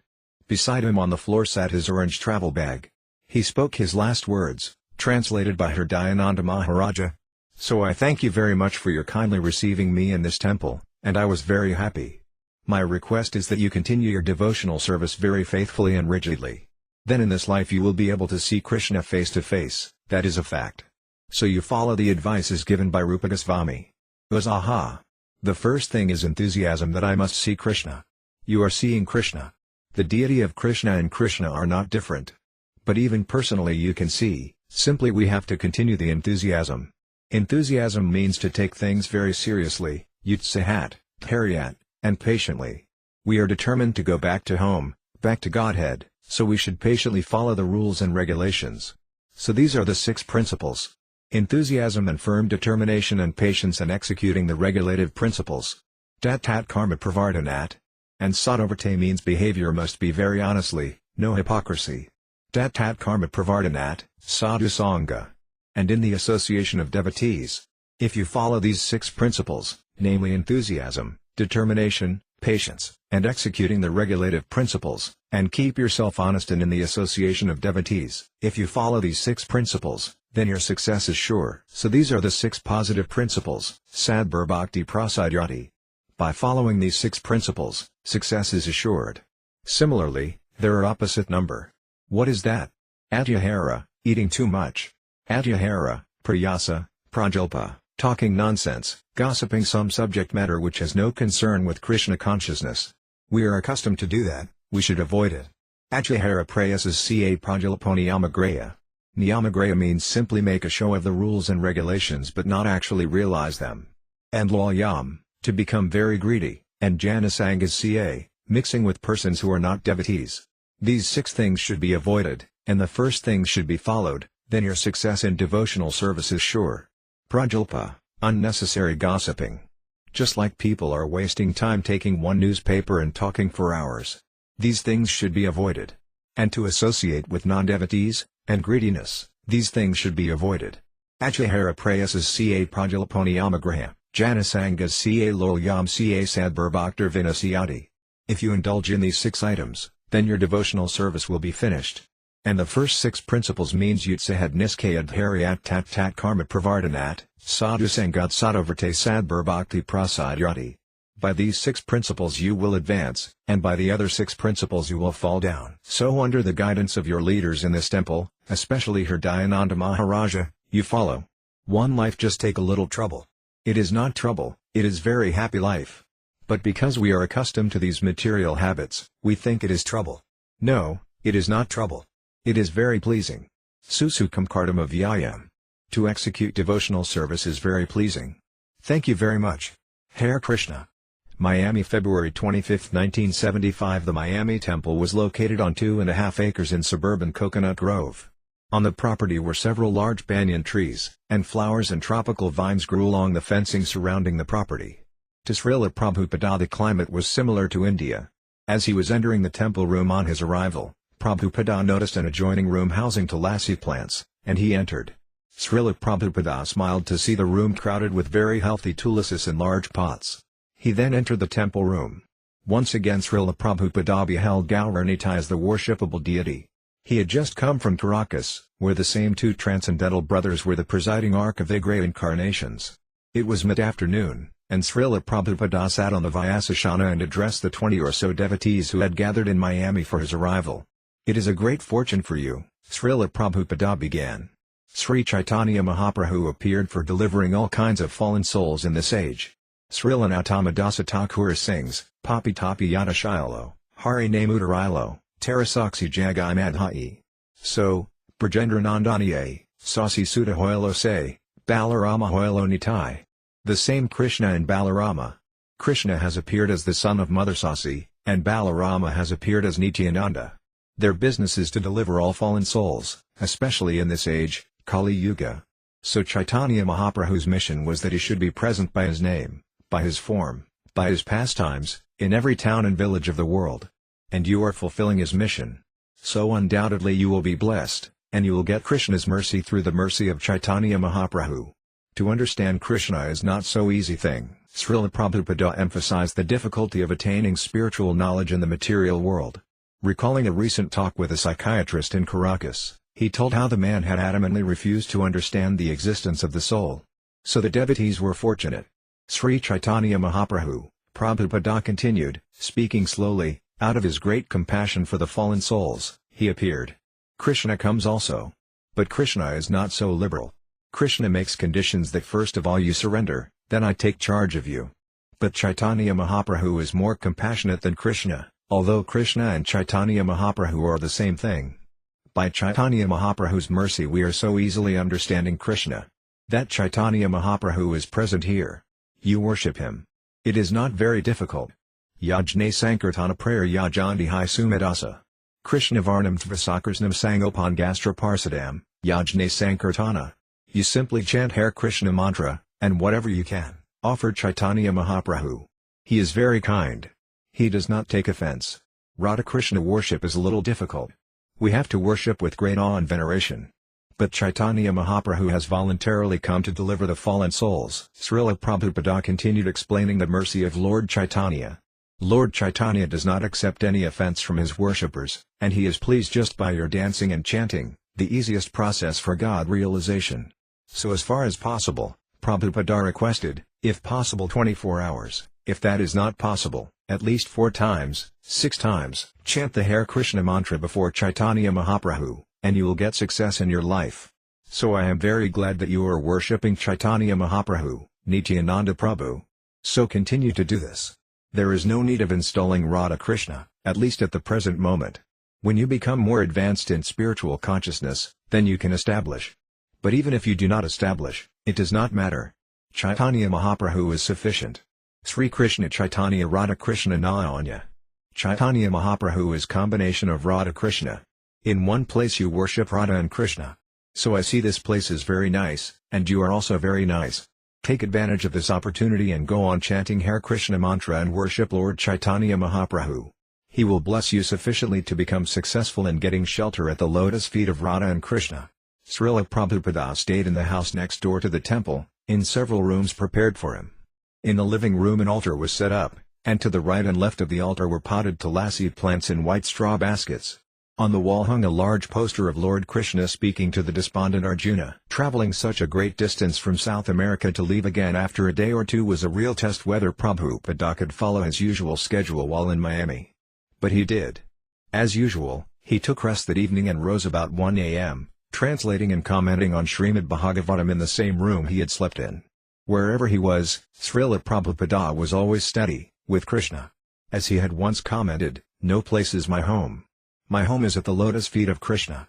Putting aside his books, Prabhupada took his japa beads and in the still pre-dawn began chanting, pacing back and forth in his room. Srutakirti, who had returned as Prabhupada's servant, entered, made obeisances, and performed some duties in Prabhupada's room. While chanting, Śrīla Prabhupada gazed at the picture of Krishna and Arjuna. Suddenly he smiled and said, "I like this picture very much. It is very instructive." "What is that, Śrīla Prabhupada?" his servant asked. "Krishna is saying," Śrīla Prabhupada explained, "you have to give up everything. Very difficult job. You have to kill your family members." Arjuna couldn't do it, but he had to do it because it was Krishna's order. That is Krishna Bhajana. One has to be ready to give up everything and do what Krishna wants. Dawn arrived, but the skies remained gray. Prabhupada went by car to a secluded section of Miami Beach and walked along the shore. He wore a wool kadera against the slight chilliness in the air. Shurasvara, we were walking right along the edge of the water, and the water would come up, and Prabhupada's cane would touch just beyond where the water reached. His cane would make little holes in the sand. Someone would ask a question, mostly Tamala Krishna Maharaja, and Prabhupada would sometimes stop walking to answer it. At one point on the walk when Prabhupada stopped to answer a question, I stopped right in back of him. We would all walk with him, and the positions of the people would change just by the nature of our walking. At one point when he stopped, I was right in back of him, behind his head, and as he answered the question he turned and faced me. I suddenly had an intense understanding that even though I was next to Prabhupada physically, actually I was a million miles away from him because my consciousness was so un-Krishna conscious. Śrīla Prabhupada wanted to see the temple room and the grounds. But when he walked into the yard and saw it covered with leaves from the various trees, he showed his displeasure. He reprimanded the temple president, Abhirama, saying that the ground should always be kept clean and the leaves raked. Actually, because the yard had no grass, the devotees had carefully gathered leaves and spread them out evenly all over the yard, thinking they would be like a soft carpet for Śrīla Prabhupada. They imagined he would like to walk on it when he went to the Vyasashana they had set up for him outdoors under the banyan tree. But Prabhupada criticized the dirty, unkempt appearance. This was Krishna's property, he said, and should not be neglected. Look at the neighbors' yards, he pointed out. Their yards are clean. Why do you have leaves on the ground? Abhirama made an excuse. Under the leaves, he said, there is only dirt. So we thought the leaves would keep the dust from rising. Prabhupada replied sharply, there are nice lawns everywhere. Why here you have dirt? Why? Another Miami devotee made the mistake of replying, Prabhupada, there's no one to do it. Śrīla Prabhupada looked around at the 20 people following him. How is this? No one to do it? He refused to speak in the backyard until they cleared away the leaves. And so, while Prabhupada went to his room, the devotees began to remove the carefully placed carpet that they now saw as piles of dirty, insect-infested leaves. For breakfast Śrīla Prabhupada took the juice of local coconuts, which were golden colored, and found it delicious. He also took his favorite fruit, mango, which grew abundantly there. His class was in the evening, and so he took time in the morning to speak with Abhirama. Abhirama presented an idea of forming a farm community in Florida. He told Śrīla Prabhupada about Disney World in Orlando, where Maya was presented expertly. We should also have a place like that, Prabhupada replied. It should be called Vakunda World. A farm community, Prabhupada said, should be according to Varnasrama, and everyone should be engaged according to his propensity and occupation. The evening class was a treat. It was cool, about 70 degrees, compared to the oppressive heat of the day. The setting was dramatic. Spotlights shone on Śrīla Prabhupada as he sat on a Vyasashana under the banyan tree. while guests and disciples sat around his feet. Prabhupada chose to speak on the first verse of the 13th chapter of Bhagavad Gita. Although he lectured regularly on Bhagavad Gita as he traveled, he did not use consecutive verses from city to city. In each city, he would open the book at a different place and begin from there. Śrīla Prabhupāda had repeatedly taught that the basis of Bhagavad Gita and of all spiritual life is to hear submissively from the spiritual master. Our Krishna consciousness movement is teaching people how to become submissive to the authority. Again he recalled the psychiatrist who visited him in Caracas. The man's arrogant unsubmissiveness had made an impression on Prabhupada. Even so-called educated men were too proud to submit themselves to absolute authority. This psychiatrist's question was, Prabhupada said to his audience in Miami, "The problems of the world are increasing, so what is your prescription to solve these problems?" So the problem is very easy to be solved. I gave the example that the body is here, and there is something which is moving the body, the living force. So that living force is the driver of the body, and also the body is described in the Bhagavad Gita as a machine. Prabhupada explained the Bhagavad Gita verse, commenting that real knowledge was to know the difference between the self and the body. To manufacture a nice car or machine was not education. In India, Prabhupada said, "He who knows how to join wires and bring current like an electrician is called a mistri." Mistri means worker. But that does not mean he is educated. Education is a different thing. But at the present moment the education is technical. Formerly this technical education was entrusted to the demons. Formerly they also manufactured big airplanes, but that was being done by the demons, not by the great saintly persons or sages. No. That was being done by the demons. The yogis could also produce wonderful things by their yogic mystic power. That was another thing. But generally, where there was a question of manufacturing, that was being done by the demons. Education, however, means Brahma Vidya, to understand what is the living force within the body, what is his constitutional position. How is it working? Where from it has come? On the second night Prabhupada lectured again. Each talk was lengthy, and he answered all questions. As the last question on the last evening in Miami, one of the devotees asked, "Śrīla Prabhupada, if someone takes prasadam even once, is it true that they are guaranteed at least a human body in their next life?" "Yes," Prabhupada replied. "You go on simply eating, that's all. And all of my devotees, they have come to me simply by eating prasadam." As he said this, Prabhupada was beaming, smiling, looking all around. When his glance fell on Abhirama, the temple president, who sat beside him, Prabhupada said, "You, too, Abhirama?" Abhirama looked sheepish and said, "Yes, Śrīla Prabhupada." Prabhupada made other devotees admit their attraction for Krishna prasadam. "You also?" he asked one after another. "You also?" Everyone admitted, until the audience was thrown into laughter and appreciation of prasadam. "Yes," Prabhupada continued in good humor. "So we give all facilities. If you cannot do anything, please come and eat with us." "All right, thank you very much." Atlanta, February 28 to March 2, 1975. The deities of Lord Chaitanya and Nityananda Prabhu in Atlanta are over 4 feet tall and effulgent. Their lotus feet are usually fully visible, transcendentally poised atop the whorls of lotus flowers. Their arms are upraised about their heads, and they urge everyone to dance and taste the nectar of the holy names of Krishna. Their faces show mild, compassionate smiles. And the mode of worship of God they are delivering, as described by Śrīla Prabhupada, is very, very lenient and easy to perform for the unfortunate people of the present age. On his arrival within the Atlanta temple, Śrīla Prabhupada was very moved to see Gauranitai. Now in 3 consecutive stops he had entered each ISKCON temple for the first time and taken the darsana of Gauranitai. This time, as in Caracas, it overwhelmed him. About 300 super enthusiastic devotees had gathered to meet him. Aside from the residential devotees of the Atlanta temple, some 40 brahmacharis from Tamala Krishna Goswami's Radha Damodara bus parties, about a dozen brahmacharis from Satsvarūpa Maharaja's traveling library party, about a dozen men from Tripurari's airport book distribution party, the devotee scientists of Svarupa Damodara's Bhaktivedanta Institute group, and other visitors were present. They had greeted Prabhupada outside the building as he had pulled up in a black Lincoln, and now they followed him with an uproarious kirtana into the temple room within the large house that served as the Atlanta temple. Śrīla Prabhupada stood before the deities. The ceiling and walls of the deity room were mirrored and produced an unusual effect, multiplying the images of the Gauranitai deities. Prabhupada approved of it. He then walked from the front altar to his Vyasasana, glancing upon the devotees as they parted their tight ranks and allowed him to pass. He sat upon the Vyasasana, facing the devotees, who quickly hushed into silence. So I am very glad to see you," Śrīla Prabhupāda began. "I am coming first of all from Mexico City, then Caracas, then Miami. I see your temple is the best." At this, the assembled devotees, especially the Atlanta devotees, burst into loud, unrestrained cheers and cries of Jaya. Hari Bol. "So Chaitanya Mahaprabhu is very kind," Śrīla Prabhupāda continued. "Parama Karuna, Pahu Dui Jana. Two lords, Nitai Gauracandra, Nityananda Prabhu, and Sri Chaitanya Mahaprabhu, they are very kind, you see. They have appeared just to reclaim the fallen souls of this age. So they are more kind than Krishna. Krishna, he is also very kind.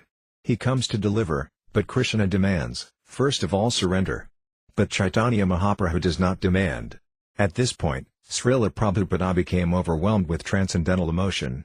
He tried to speak. He uttered, "He is so kind," but then his voice broke, and he began to shed tears. He spoke on, but his voice became very high as he was gripped by an ecstasy that made him helpless and inconceivably humble. "So take shelter of Sri Chaitanya Mahaprabhu," he cried out, "and be happy. Thank you very much." And then he stopped, unable to say more. The devotees themselves felt carried away and cried out, "Hari Bol," in loud unison.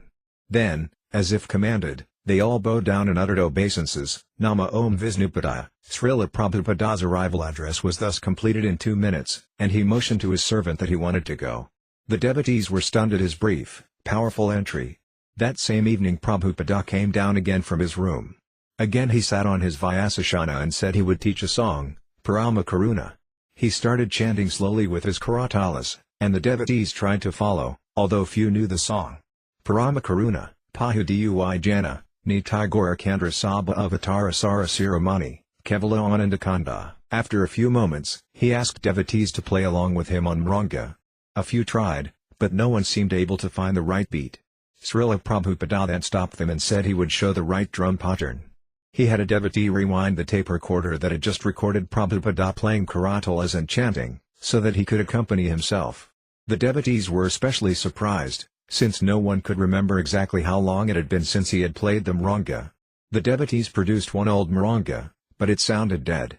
A second drum was passed forward, but it was also dead. Then a boy offered his personal drum, a mranga covered with a bright red and gold cloth. Śrīla Prabhupada placed it on his lap, tested it, and found it acceptable. He then began to play, while devotees taped a complete recording of Prabhupada playing karatalas, mranga, and singing. In another unusual touch, Śrīla Prabhupada had put on his glasses, adding an air of studious concentration to his playing and singing. Bujo Bhai, Chaitanya Nitai, Siddhrita Biswazakori Vizayācārya, Se Res Magia, Muk Bola Hari Hari. When Prabhupada finished singing, he explained. Pahu means Prabhu. A shortcut of Prabhu is Pahu. Prabhu means Lord or Master. So these two Prabhus are Chaitanya Mahaprabhu and Nityananda. Chaitanya Mahaprabhu is addressed as Mahaprabhu, and others are addressed as Prabhu. So these two Prabhus, Nityananda Prabhu, and Chaitanya Mahaprabhu, are very merciful. It was as if Śrīla Prabhupada was giving a purport to the uncontrollable ecstasy that overcame him earlier when he was unable to speak. Parama Karuna means extremely merciful, Prabhupada explained. Extremely merciful because Krishna is also merciful, since he is the Supreme Personality of Godhead in his original feature. Chaitanya Mahaprabhu is also Krishna, but he is acting as devotee. He is not acting as Krishna. He is acting as devotee of Krishna. Nama Mahavadanyaya Krishna Prema Pradayate, Krishnaya Krishna Chaitanya Namna.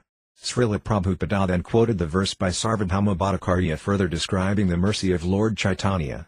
Lord Chaitanya has come to teach us because we are all in the bodily concept of life. He has come to teach us detachment and devotional service to Krishna. Prabhupada recited another verse, the one Lord Chaitanya Mahaprabhu offered to Ramananda Raya as the perfection of religion. That verse begins Jnane Prasamudapasya Namanda Eva. The meaning, Śrīla Prabhupada explained, is that one should give up other processes and just hear about Krishna. And to hear about him you do not require to change your position. Sthane Sita. You are scientist, that is all right. You are lawyer, that's all right. You are fool, that's all right, but you do one thing. You use your ear and hear from the realized soul. In his explanation, Śrīla Prabhupada told of different events from the life of Lord Chaitanya Mahaprabhu. That Chaitanya Mahaprabhu has come here in Atlanta, he concluded. So you worship this Chaitanya Mahaprabhu. Parama Karuna, Pahu Dui Jana. They are very, very merciful.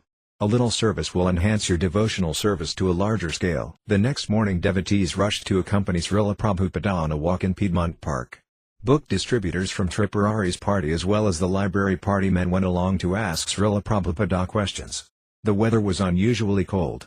Bhaktivedanta, the temple president, had warmed up the car 10 minutes in advance so that Prabhupada would not be cold. "This cold is not bad," Prabhupada remarked. "Actually it is pleasant." Nevertheless, Srila Prabhupada wore his full-length saffron coat with hood and lining. He left his head uncovered, and his forehead bore fresh white tilaka marks. Several garlands were draped over his chest. Walking briskly, he strode through the dew-laden park, while devotees ran alongside, covering their heads with kadaras and rubbing their hands together in the invigorating, chilly air. Tripurari, Srila Prabhupada, "Sometimes when we give someone a book," he says, "I would never read it." Prabhupada chuckled. "You ask him, so you want to remain mud, huh?" Tripurari, "We say, no, take it home, and someday you will read it. But they think they can find out on their own." Prabhupada, "That is foolishness. They cannot. Mamiva ye prapadyant maya medam taranshite."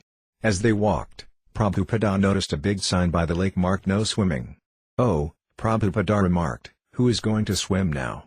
The devotees laughed, a comic relief to their shivering. Tripurari, "Once Bhaktivedanta was very sick when he was dealing with politicians, and I heard that you said that it was because by touching them and associating with them he accepted some of their sinful reactions." Prabhupada chuckled again. "I did not say. But it may be."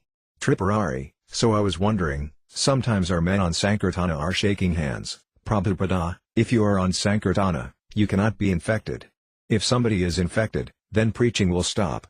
If a doctor is infected, then treatment will stop. But the doctor is never infected. They have good precautions. Similarly, when you are engaged in Sankirtana, Maya cannot touch. Maya medam taranshite." One of the devotees from the library party spoke up and told some of their experiences in dealing with professors. Devotee, "When we take your books out on the library party to the professors, they say that they are very surprised that one person has written so many books. So I am also surprised," Prabhupada said, "how I have written so many, what to speak of them. It is all Krishna's mercy." Devotee, "One professor the other day was saying just like a devotee that you were coming in disciplic succession and were authorized to translate all these books." "Yes, that is right," Prabhupada agreed. "In fact, that authority I have got. I was explaining last evening, don't speculate. That is the qualification. All others, they are simply speculating." For most of the devotees on the walk that morning, it was the first time they had ever been able to approach Srila Prabhupada in person. They had been dedicatedly serving him day and night for years, and this was the chance of a lifetime. In some cases, the questions they asked were calculated to wash away all their doubts and would be the basis of their entire devotional strength in the future.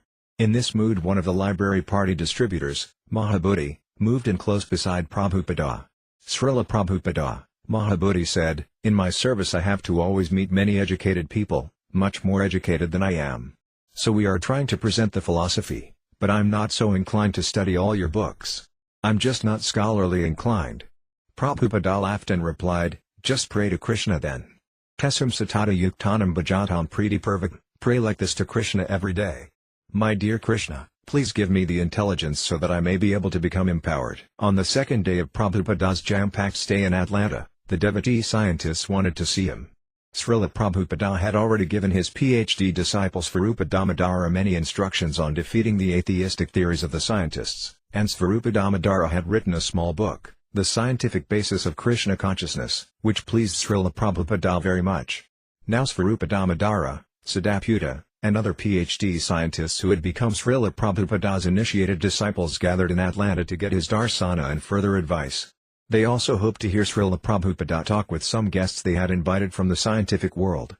In a meeting with these disciple scientists, Srila Prabhupada expressed his intense desire to see Krishna-conscious philosophy defeat the bombastic claims of science that life occurs by chance or from matter. "These people have no common sense," Srila Prabhupada said.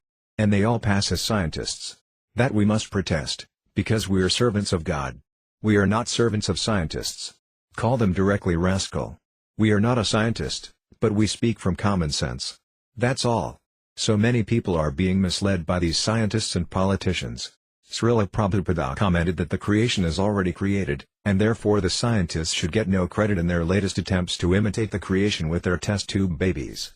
We have got the test tube, Srila Prabhupada said, Bhagavad Gita. As soon as you see a man who has not surrendered to Krishna, alright, then he is a mutta. That's all. Like the book distributors, Svarupa Damodara and his scientist god brothers questioned Prabhupada to their heart's content, and with great enthusiasm he urged them to answer as he was doing and expose the rascals. On the same day, in the presence of his scientist disciples, Srila Prabhupada met with an Indian scientist who was a specialist in nutrition. The man explained that his work benefited mankind by finding the cause of and treating protein deficiencies. Srila Prabhupada replied, suppose the birds and beasts have no research institute. Yet there is sufficient protein supplied by nature. An elephant has got a big body and so much strength, but they have not found that by your scientific research.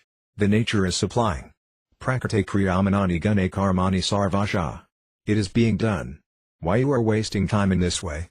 You study what is prakriti and what is behind prakriti. That is real study. The protein supply is already being done. Just like a cow is eating grass. And she is supplying milk, full of protein. So do you think that the protein is coming from the grass? Can you eat grass? Scientist, something must be, Prabhupada, that is something, that is not perfect knowledge. Everyone knows the cow does not take any protein food. She takes on the grass. Scientist, grass is quite rich in protein. Prabhupada, then you take. Why are you searching after protein? Scientist, because we cannot digest the fiber in it. Prabhupada, then it is not suitable for you. Therefore nature's arrangement is that protein can be produced through the body of the cow. Scientist, I think, Swamiji, nature's arrangement was not made for that many human beings as we have now on the earth. Prabhupada, nature was defective, you mean to say? Scientist, no, sir. Prabhupada, then? Scientist, I mean nature's way is designed that the ecological balance of the, and so it went. When the Indian scientists said that the flesh of the cow was valuable for its protein, Prabhupada became disgusted. But however much protein you may accumulate, Prabhupada challenged, can you stop your death? After debating some 40 minutes with the Indian scientist, the devotees abruptly brought a professor of religion from Emory University into the room. It was simply one meeting after another for Srila Prabhupada. The devotees were perhaps not completely aware that they were, in effect, asking Srila Prabhupada to talk non-stop all day. But he did not complain. He immediately asked the professor, what is your definition of religion? And then in the silence Prabhupada launched into a definitive discussion of God consciousness according to Srimad Bhagavatam. Along with the professor had come several Orthodox Christians. In the course of the discussion, one of them said to Srila Prabhupada, God is my life. Without him I cannot live. I understand what you are saying, but I believe that our tradition from the Old Testament says that we were created by God. Srila Prabhupada had been explaining that the living entity is never created but is eternal, just like God. Prabhupada, yes, in one sense we are created. Just like the Father creates the sons. It is not that the sons create the Father. In that sense we are created. So taking this word, the sons are created, therefore the Father existed before our creation. The Orthodox Christian respected Prabhupada's explanation and seemed to sense that behind the apparent differences, Prabhupada, like he, was a follower of God. It's a mystery, the Christian said reverently. We can only bow down before him then. That is our business, Prabhupada said. Prabhupada had recognized God's ultimately inconceivable nature in such a simple but sublime way by saying, that is our business, that everyone in the room laughed in appreciation, both at the inconceivable nature of God and at the magical moment created before their eyes by God's pure devotee, Srila Prabhupada. March 2, Srila Prabhupada's third and last day in Atlanta, was filled to the brim and overflowing with his distribution of Lord Chaitanya's mercy. It happened to be the appearance day of his spiritual master, Bhaktisiddhanta Sarasvati, and so in the morning Srila Prabhupada held a special observance. The devotees placed a large picture of Bhaktisiddhanta Sarasvati on a special Vyasasana, and they hoped Prabhupada himself would perform the arati, although they did not dare ask him. No one else stepped forward to perform the ceremony, however, and Srila Prabhupada could understand the hearts of the assembled devotees. Maybe I should perform the arati, he said to Tamala Krishna Maharaja. I should do it. All the devotees think so, Srila Prabhupada. They would be very happy if you did.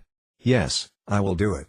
So Srila Prabhupada performed another rarely seen activity in Atlanta, as he offered each article, the ghee wick flame, the water and the conch shell, and so on, before the picture of Bhaktisiddhanta Sarasvati.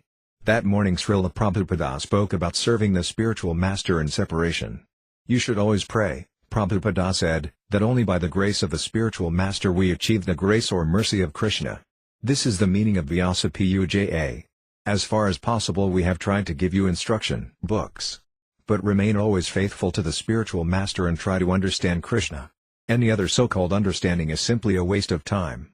Later that day, Tripurari and other book distributors met with Srila Prabhupada. Tripurari, we have been trying harder and harder, Srila Prabhupada, to make our techniques of distribution more honest and to be straightforward and not to cheat so much as some of the methods in the past. Prabhupada, no, the thing is that Krishna's service is so sublime that even if we cheat, we are not culprit. But because we have to deal with the worldly men, we have to go according to their rules and regulations on cheating. Otherwise, a devotee of Krishna, he never cheats. He never cheats, whatever he does. The mother says to the child, "My dear child, if you take this medicine I will give you this laddu." The child is deviated. He is not able to digest the laddu, but the mother sometimes cheats, and when he takes the medicine, the laddu is not delivered. Similarly, we have to say so many things very pleasing to him. But our business is let him take this medicine. That is our tactic. That is not cheating. If the mother helps the child drinking medicine, then afterwards she does not supply the laddu, that is not cheating. Somehow or other, that is the instruction of Rupa Goswami. Tasmate kenapi upayena mana Krishna nivasayat. Somehow or other let everyone be Krishna conscious. The other rules and regulations will act as the servant, but the main business is to bring one to Krishna consciousness. We are not meant for cheating anyone, we have no such business. But to lead one to Krishna consciousness we may sometimes say some things, and that is not cheating. Tripurari, just by distributing your books we can become self-realized? Prabhupada, you are already self-realized. Otherwise how you can push on the books? You love Krishna, therefore you are taking so much labor for pushing on. That is self-realization. If anyone tries to establish that Krishna is the Supreme Lord, that is self-realization.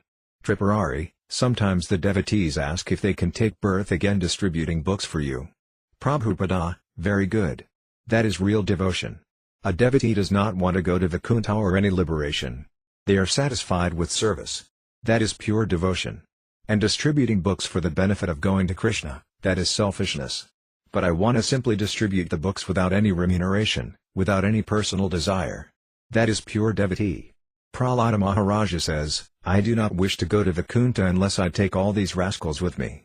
That is pure devotee.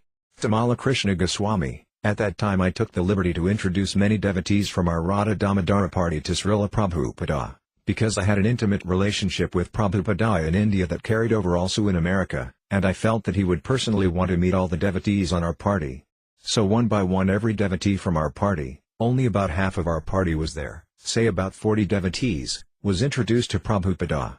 This person is a mechanic, I would say, and, this person is a cook, or this person is sewing for the deities. In this way Prabhupada met each devotee, and at the end he said, Krishna has sent you every type of assistant in order to make this program a great success. Then Prabhupada proceeded to give a very powerful lecture about remaining brahmachari, telling the men, why bother to get married? When you get married, your wife will immediately say, where is the house? Where are the children? Where is the clothing? Where is the food? In this way there will be so many problems. He said it was better to stay simple and remain brahmachari and preach Lord Chaitanya's mission. Srila Prabhupada passed the rest of the day with the hundreds of devotees and guests who had gathered for the Sunday feast. He gave a long lecture, and then for 1.5 hours he answered questions. When a devotee asked, how can we please you the most? Srila Prabhupada replied, by loving Krishna. Afterwards, the devotees performed a play depicting Lord Chaitanya's civil disobedience movement. In the drama one of the Smarta Brahmanas was complaining to the Muslim Qazi about the public chanting of the Hare Krishna mantra by Lord Chaitanya and his followers. The Brahmana said that the potency of the mantra would be lost by the public chanting of Hare Krishna. Here Srila Prabhupada interrupted the play, exclaiming, but it has already increased. When Prabhupada said that, hundreds of joyous devotees began crying out, Hari Bol, Jaya, as a testimony to Srila Prabhupada's words. By the grace of Srila Prabhupada, the potency of Hare Krishna was expanded more and more. Before departing Atlanta, Prabhupada spoke with the temple president, Bhaktivedanta, concerning political preaching. Prabhupada had been attracted previously when Bhaktivedanta had run for mayor of Atlanta. Subsequently, Bhaktivedanta and others had formed the political party In God We Trust, which Prabhupada had also approved until the devotees showed signs of diverting funds and energy from the mainstream activities of ISKCON. Therefore, for the time being Bhaktivedanta had stopped political preaching, neither did he bring it up to Prabhupada in this visit. But in his room Prabhupada sat with Bhaktivedanta, talking. "So you want to take again election?" Prabhupada asked, and he chuckled. "Not if you don't want me to, Prabhupada," Bhaktivedanta replied. "I just take it as an opportunity to preach if you want it. But if you're not very enthusiastic about it, I don't want to do it." "No, I am enthusiastic," Prabhupada said, "provided you don't want money. I think we can get our own. I can get the money. It doesn't have to cost very much. The whole thing we would need is maybe 2 men to help. That's only for 2 or 3 months of the year. Then you can do it," Prabhupada concluded. "If it makes you well known in the city, and you get the opportunity of criticizing the demons." Bhaktivedanta, when Prabhupada was leaving at the airport, I was determined to stay with him until the last moment. On the way down the hall he had given me a rose. I followed him all the way onto the plane. I was thinking, I am going to stand here in my post in front of Prabhupada's seat and guard against any demons that disturb Prabhupada. I saw how insignificant the karmas were in comparison to him. I was thinking that I will not let them interfere with my service of standing in front of Prabhupada. So I was blocking the aisle, and people were having to squeeze to get around. Prabhupada sort of chastised me lightly with his eyes, that I should be courteous to people and mindful, not impolite and disturbing. And I noticed that was the way he was. Although when he walked through the airport he dominated the people's consciousness, he did not try to do that. That happened automatically. When he was on the plane, he was very nicely sitting in his seat in a gentlemanly way, without creating a big disturbance. From his behavior I gathered how the devotees should go through this material world, not trying to cause a big disturbance, not being neglectful of others' positions, but being respectful and not causing anyone any mental anxiety, living peacefully but taking every opportunity to preach Krishna consciousness in an appropriate way. I could see that here was a representative of God. We have never seen a representative of God before, so immediately it was very important for us to see how he behaved. It was important for everyone to see. But at the same time Prabhupada was very careful to represent Krishna in an appropriate way, because those who don't recognize him as a representative of God cannot be forced to. After Atlanta, Śrīla Prabhupada traveled to Dallas, New York, London, and Tehran, staying only a few days in each place, before flying to Bombay and then on to Calcutta and Mayapur in time for the annual festival of Lord Chaitanya Mahaprabhu's appearance day. After Lord Chaitanya Mahaprabhu's appearance day came the grand opening of the Krishna Balaram temple in Vrindavana, and then Śrīla Prabhupada set out traveling again on another around-the-world Sankirtan orbit. Śrīla Prabhupada himself said that he was an old man, hampered by age, and requiring 3 assistants to help him move about. But actually he was moving transcendentally, otherwise, how was it possible? His around-the-world journey was not a matter of merely moving over the earth by jet or car. Such a mundane journey many ordinary men can make. But Śrīla Prabhupada's journey was one in which the traveler, being a pure devotee, gave pure love of Krishna to people everywhere. Krishna Dāsa Kaviraja praises Lord Chaitanya Mahaprabhu in the Chaitanya Charitamrita for possessing Krishna Sakti, the full power of Krishna, because he delivered love of Krishna all over the world. Śrīla Prabhupada's travels around the world similarly establish his Krishna Sakti, because wherever he and his movement traveled, the inhabitants took to Kali Kalara Dharma, the method of pure religion intended for humanity in the age of Kali. Inducing sinful people and sinful cultures to take up pure Krishna consciousness is not something an old man or a common man can do. The Sastras describe the conditioned souls as wandering in the material world, transmigrating from body to body, one after another. In each species they suffer birth, death, disease, and old age. Because there are millions of desires and millions of species of life in which to fulfill those desires, there is little hope that the soul can ever end his journey from one body to another, life after life. Also, because the soul, especially in the human form of life, commits many abominable acts against the will of God, the Jiva takes birth again and again to suffer the reactions for the pains he has caused others. That is the stiff, inflexible law of nature. For killing a cow, for example, a human being must take as many births as there are hairs on the body of that cow and be killed himself in each birth. For committing the sin of abortion one has to be killed within the mother's womb life after life, again and again. Such acts as animal slaughter and contraception are commonplace in the present age, therefore there is little chance for a person to save himself from the continued repetition of birth, suffering, and death.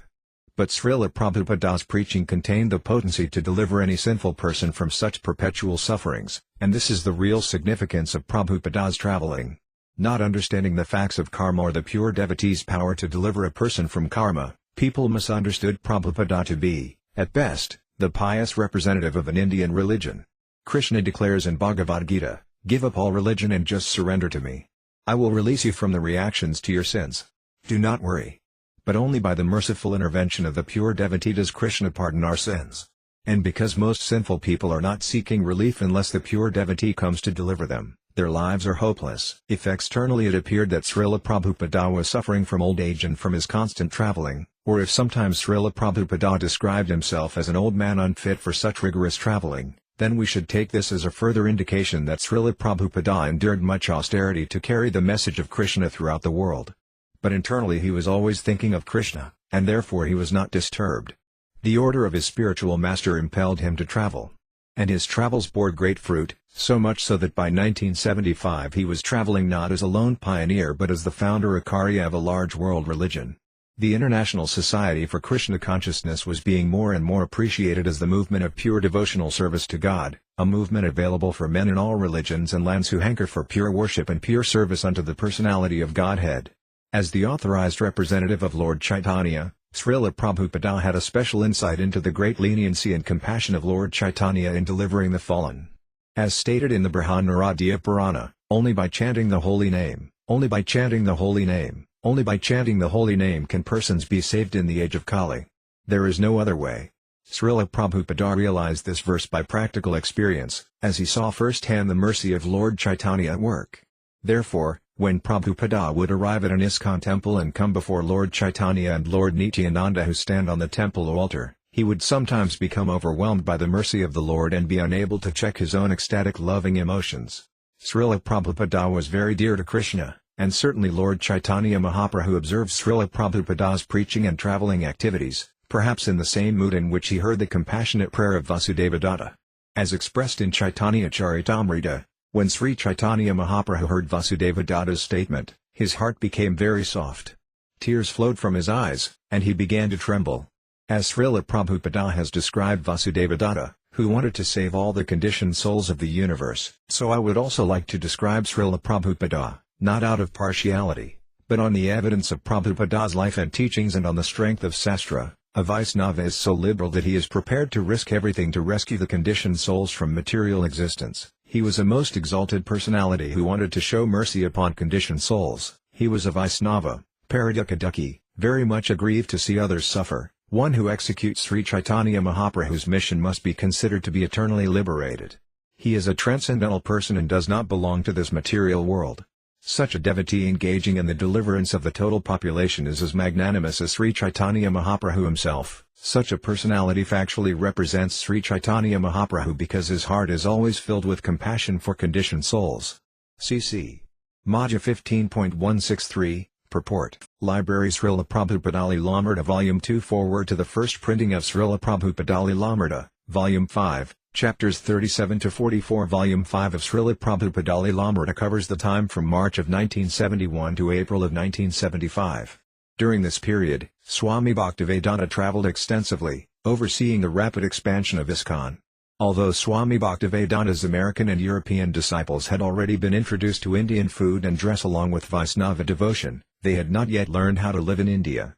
This volume depicts the struggles of those devotees and of Swami Bhaktivedanta as he teaches them to live and do business and build temples in India, among Indians. Events moved quickly. Devotees were thrust into positions of leadership for which they had little preparation. They were asked to negotiate land purchases while dealing with crafty businessmen, to build magnificent temples without being cheated, and to find their way through the Indian legal system. Sometimes they confronted open arms and sometimes suspicion, and they met with varying degrees of jealousy among the caste Goswamis and Vrindavana. Western devotees accustomed to a comfortable standard of living found themselves living on land infested with rats, mosquitoes, and even snakes. They chanted and preached, but also protested and fought for their cause in as diplomatic a way as possible. Occasionally a devotee's responsibility would be too great, and he would have to give it up. But by the end of this volume, due to the constant guidance of Swami Bhaktivedanta, ISKCON had become successful at the three sites so important to the Swami's vision for ISKCON in India, Vrindavana, Bombay, and my upper. Like the previous volumes, this is a human story. It is the story of a Vaisnava guru, as understood by his disciples. Events that might on the surface be subject to detrimental interpretation are not ignored but are presented along with their transcendental meaning. The story contains anger and frustration as well as joy and exhilaration. The devotional understanding is important herein, as it was in the previous volumes. Frequently, those who associated with Swami Bhaktivedanta misunderstood his words and acts. But here the author offers us the more mature, interpretive meaning. As the author indicated in the introduction to Volume 3, although the activities of Śrīla Prabhupada may appear ordinary, they have an internal meaning. It is this internal meaning which serves as the interpretive framework for the life of Swami Bhaktivedanta, in this volume and throughout the entire work. While that meaning is always present, to the ordinary biographer it is seldom self-evident. Those readers who have been fascinated by the first 4 volumes of Swami Bhaktivedanta's biography will be fascinated by this volume as well. Like the others, it provides rich data for understanding the growth of a religious movement new to Westerners. It provides documentation more extensive than that available for any other such movement. For the historian of religions, it offers more evidence for the significance of sacred time and sacred space as a motif in religious experience. Of particular significance is that this volume shows ISKCON to be not merely a new religion concentrated on the 2 coasts of North America, but a movement deeply rooted in India while reaching throughout the world. It is an Indian religious movement in that it originated in India and continues to live and grow in modern India. Dr. Robert D. Baird, Professor, History of Religions, School of Religion, University of Iowa. Library Śrīla Prabhupāda līlāmṛta Volume 2. Foreword to the first printing of Śrīla Prabhupāda līlāmṛta, Volume 6, Chapters 45 to 55. This volume in the life story of Śrīla Prabhupāda reveals many major events and themes in his life. It tells of his distribution of spiritual knowledge through his writings, of his struggle to establish the Krishna consciousness movement in his native country, India, and of his averting a potential schism among his followers. Through all these events he emerges as an imaginative, resourceful teacher equipped with the deepest understanding of his tradition, and thus we see how this indomitable personality imparted stability and confidence to all who contacted him. These pages tell the story of a visionary spiritual teacher who understood the chaos of the present-day civilization and who resuscitated spiritual values in the face of the materialistic values of consumerism and hedonism now dominating society. We meet in this volume a saint, indiscriminately inspiring the humanity that surrounds him with purpose of life, and offering them not a mere theory but a practical way of living. We also see how, even though physically indisposed in his last year, Śrīla Prabhupada nobly continued to offer his life as an inspiring example up until his last day on earth. We all know that religion should be a way of life. But a religious way of life becomes easier to understand and to follow if there is a living reference. For thousands of people all over the world he was an ideal translated into a simple human being. Read his story and you will be convinced that his teachings and his example shed a calm, gentle light on the face of troubled humanity. Prabhupada knew that the Western mind in its quest for empiricism displayed a naive, absolute faith in realism, a faith akin to that of a child's attributing reality to fairy tales, quite forgetting that they are of his own making. Although this naivete is considered a strength in Western cultures, it has proved to be a most fertile ground for human error and misunderstanding. Prabhupada's Western followers are most painfully aware of this naivete, and I believe that this awareness, fortified with Śrīla Prabhupada's wisdom, has produced some of the truly great personalities of the Krishna consciousness movement in the West. But in this volume we see that the great contribution of Śrīla Prabhupada was not just that he taught spiritual values, not just that he provided the answers to life's inevitable and ultimate questions, but that he inspired persons with the consciousness to live those spiritual values and to discover those answers for themselves. Prabhupada's stature is awe-inspiring, and a consciousness radiated from him, steering many minds from material concerns to spiritual, helping them develop the inner strength to see that the self could become a far more potent force than the body. In many parts of the world today men and women are seeking the consciousness Śrīla Prabhupada inspired, and these followers believe that happiness and world peace can be achieved by the way of life Śrīla Prabhupada taught. For these Krishna-conscious people, a new, though ancient, age is in the making. For them, a life of bliss, purity, responsibility, and civic service is no longer a dream belonging to an irreducible remote future, but is a vision almost within grasp. Read the story of this simple and pure, almost godlike individual, and you will see how in certain hearts and minds a great spiritual vision is being actualized. These pages display the spiritual force that has changed the lives of thousands by making them reflect on their own inner behavior. Prabhupada was here in this world to show us how to live. His words and deeds, as narrated on these pages, have the ability to make our souls joyous and free. Śrīla Graham Shukla, Professor of Linguistics, Georgetown University. Library. Śrīla Prabhupāda līlāmṛta Volume 2. Preface to the first printing of Prabhupāda līlāmṛta. Prabhupāda līlāmṛta consists of biographical accounts of His Divine Grace A.C. Bhaktivedanta Swami Prabhupada that were not included in the authorized biography. Śrīla Prabhupāda līlāmṛta. Śrīla Prabhupāda līlāmṛta was 6 full volumes, so, at least literally, it cannot be considered an abridged version. Yet, inevitably, many interesting incidents in Śrīla Prabhupada's life were omitted. This is, I think, justified. Śrīla Prabhupāda līlāmṛta is intended as glorification of Lord Krishna's pure devotee, but it is also for preaching. We want people all over the world to hear of Śrīla Prabhupada. His life's activities, although virtually unknown at present, are the greatest of all welfare works. Therefore, while Śrīla Prabhupāda līlāmṛta gives full account of Prabhupada's life, it stresses readability even for the uninitiated. For the new readers, hearing in detail of Śrīla Prabhupada's 4th, 5th, 6th, and 7th visits to Los Angeles, or hearing of many, many wonderful but incidental things he did or said, might not be interesting. It is their misfortune that they do not want to go on endlessly drinking immortal nectar, but we have nevertheless given them a substantial and almost irresistible drink in books like A Lifetime in Preparation and Planting the Seed. But many times when reading Prabhupada's biography in the Assembly of Devotees, I have been asked if someday all the pastimes of Śrīla Prabhupada will be written and published. Until recently, I didn't know what to say. I would usually reply that even Krishna Dāsa Kaviraja wrote that he would not fully narrate some of the pastimes of Lord Chaitanya Mahaprabhu for fear of too much increasing the volume of his book. But somehow the devotees weren't satisfied, knowing that certain pastimes of Prabhupada weren't being used in Prabhupāda līlāmṛta. A member of our biography staff who is well acquainted with the masses of available interviews, memoirs, and letters, expressed disappointment to me in a note. I have a rather growing anxiety that I'd like to try to express. In Volume 1 of the biography, because I'm familiar with the interviews in such detail, I can see that you're leaving out things, summarizing some sections and skipping others. Volume 3 ends with Śrīla Prabhupada's ecstatic arrival in San Francisco on December 14, but Volume 4 doesn't take me into the airport. Let me see Śrīla Prabhupada giving gifts to his devotees, and so on. I felt really disappointed. Please don't think I'm criticizing your presentation. It's just that these incidents are so relishable, I think I just want a steady diet of them. I guess my question is, what will happen to these incidents? Will you ever use them? Perhaps in another form? Prabhupada's pastimes are so distinctly, transcendentally attractive, I feel a great loss if we can't somehow make them all accessible to the receptive reader. It was this note that made me consider presenting supplementary pastimes of Prabhupada without worrying about readability.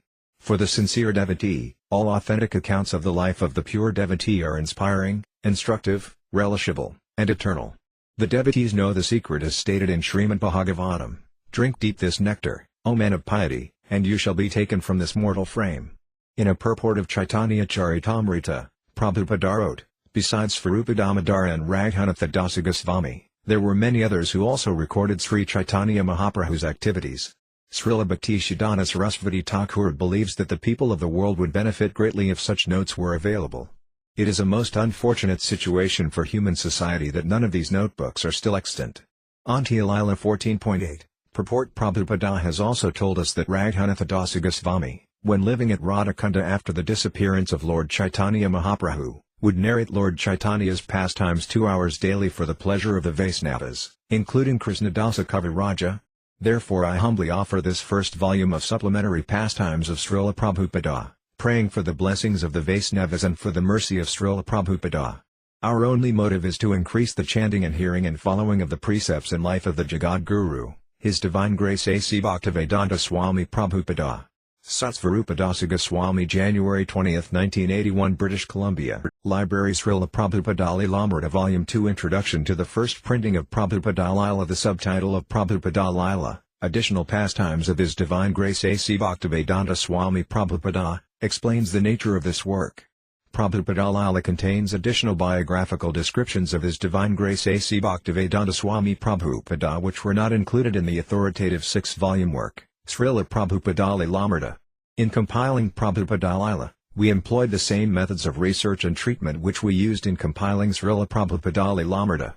But Prabhupada līlāmṛta mostly focuses on the early years of Prabhupada's preaching in America, from 1967 to 1969, with some additional chapters on his preaching in Europe and South America. These Līlā chapters were compiled at the same time Śrīla Prabhupāda līlāmṛta was compiled after it became obvious that all the subject matter of Prabhupada's life could not be contained within the scope of Śrīla Prabhupāda līlāmṛta. So it is an additional work, but very much a companion piece to Śrīla Prabhupāda līlāmṛta. We may consider it as a supplementary volume to the biography. For the sincere devotee, all authentic accounts of the life of the pure devotee are inspiring, instructive, relishable, and eternal. By hearing the transcendental pastimes of Krishna's pure devotee, one receives all the benefits that he would get by hearing the pastimes of the Lord himself. The devotees thus know the secret of escaping the cycle of birth and death in the material world. As stated in the Srimad Bhagavatam, 1.16.8, living beings who are under the grip of Yamaraja should take advantage by hearing the deathless nectar in the form of this narration of the transcendental pastimes of the Lord. Other accounts of the life of Śrīla Prabhupada may be found in the free verse synopsis, Remembering Śrīla Prabhupada, and in the Prabhupada Nectar series of authentic anecdotes about Śrīla Prabhupada. Although we have described Prabhupada in many ways, there is no end to it. Prabhupada's life is so important that much more can and should be written about him, and I realize that this is just a little drop in the ocean of the activities of such a pure devotee.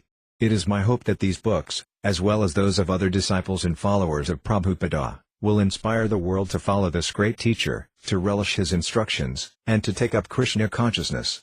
Satsvarūpa Dāsa Goswami, August 11, 1986. Library Śrīla Prabhupāda līlāmṛta Volume 2 Gowra While in Seattle in the fall of 1968, Śrīla Prabhupada introduced for the first time this song to be sung during the evening Arati ceremony. Gowra by Śrīla Bhaktivedanta Thakura, 1, Jaya Jaya Gauracandra Rodak Sabha Janavi Tadavain Jagamana Labha, 2. Dakine Nitakand, Bamgadadara Nikadadwaita, Srinivasa Chatradara, 3, Bhojiak Gorakand Ratna Simhasanaradi Koran Brahma Adi Deva Gain, 4, Narahari Adi Kori Kamara Dulaya Sanjaya Mukunda Bashu Goes Adi Gaya, 5, Sankabaj Ganda Baj Baj Karatala Maduram Ranga Baj Parama Rasula, 6, Bahukoti Kondrajini Vidana Ujjvala Gala Dezabana Malakor Jalamala, 7. Shiva Sukhanarada Preme Gada Gada Bhakata Vinoda Dekagara Sampada, 1. All glories to the beautiful Arati ceremony of Lord Chaitanya. This Gowra Arati is taking place in a grove on the banks of the Jahnavi, Ganges, and is attracting the minds of all living entities in the universe. 2. On Lord Chaitanya's right side is Lord Nityananda, and on his left is Sri Gadadhara. Nearby stands Sri Advaita, and Srivasa Thakura is holding an umbrella over Lord Chaitanya's head. 3. Lord Chaitanya has sat down on a jeweled throne, and the demigods, headed by Lord Brahma, perform the Arati ceremony. 4. Narahari Sarakara and other associates of Lord Chaitanya fan him with chimeras, and devotees headed by Sanjaya Pandita, Mukunda Datta, and Vasugosa sing sweet kirtana. 5. Conch shells, bells, and karatalas resound, and the mridangas play very sweetly. This kirtana music is supremely sweet and relishable to hear. 6. The brilliance of Lord Chaitanya's face conquers millions upon millions of moons, and the garland of forest flowers around his neck shines. 7. Lord Shiva, Sukadeva Goswami, and Narada Muni are all there, and their voices are choked with the ecstasy of transcendental love. Thus Thakura Bhaktivedanta envisions the glory of Lord Sri Chaitanya. Library Śrīla Prabhupada līlāmṛta Volume 2 An open letter to Pope Paul VI ISKCON Radhakrishna Temple 3720 Avenue du Parc Montreal 18 Quebec, Canada August 3, 1968 His Holiness Pope Paul VI Vicar of Jesus Christ State of Vatican Rome, Italy Your Holiness, please accept my respectful humble obeisances at your lotus feet. I beg to introduce myself as an Indian monk, following the Vedic principles of religious life. At the present, I am in the renounced order of Sannyas, aged 72 years, and I'm preaching God consciousness all over the world. I came to America in 1965, and since then I have many followers belonging to both Christian and Jewish faiths. And I have established a number of Krishna consciousness temples in the USA and Canada. In the coming months, I am scheduled to go to London on this mission, and maybe I can visit other cities of European countries. My mission is in the line of Lord Chaitanya, who is personified love of Godhead, and who advented himself 482 years ago in India, and preached God consciousness all over the world, on the basis of Srimad Bhagavatam, the science of God. The principle of Srimad Bhagavatam is that any religious faith which helps a man to develop love of God, without any motives, and without being hampered by any material condition, is transcendental religion. And the best process or the easiest process, in this age especially, is to chant the holy name of God. From this definition of religion as we find it in the Srimad Bhagavatam, the criterion of religion is how it helps people to develop their dormant love of God. This is not artificially invoked, but it is aroused from within, due to bona fide association with devotees, and by hearing about God. The human form of life is especially meant for this purpose, namely, to invoke the dormant love of God, because a higher development of consciousness is found in both men and animals. But the special significance of human life is to achieve love of God as the prime perfection of life. Unfortunately, at the present moment people are more concerned about the principle of sense gratification, or the animal part of human life, and they are gradually declining in God consciousness.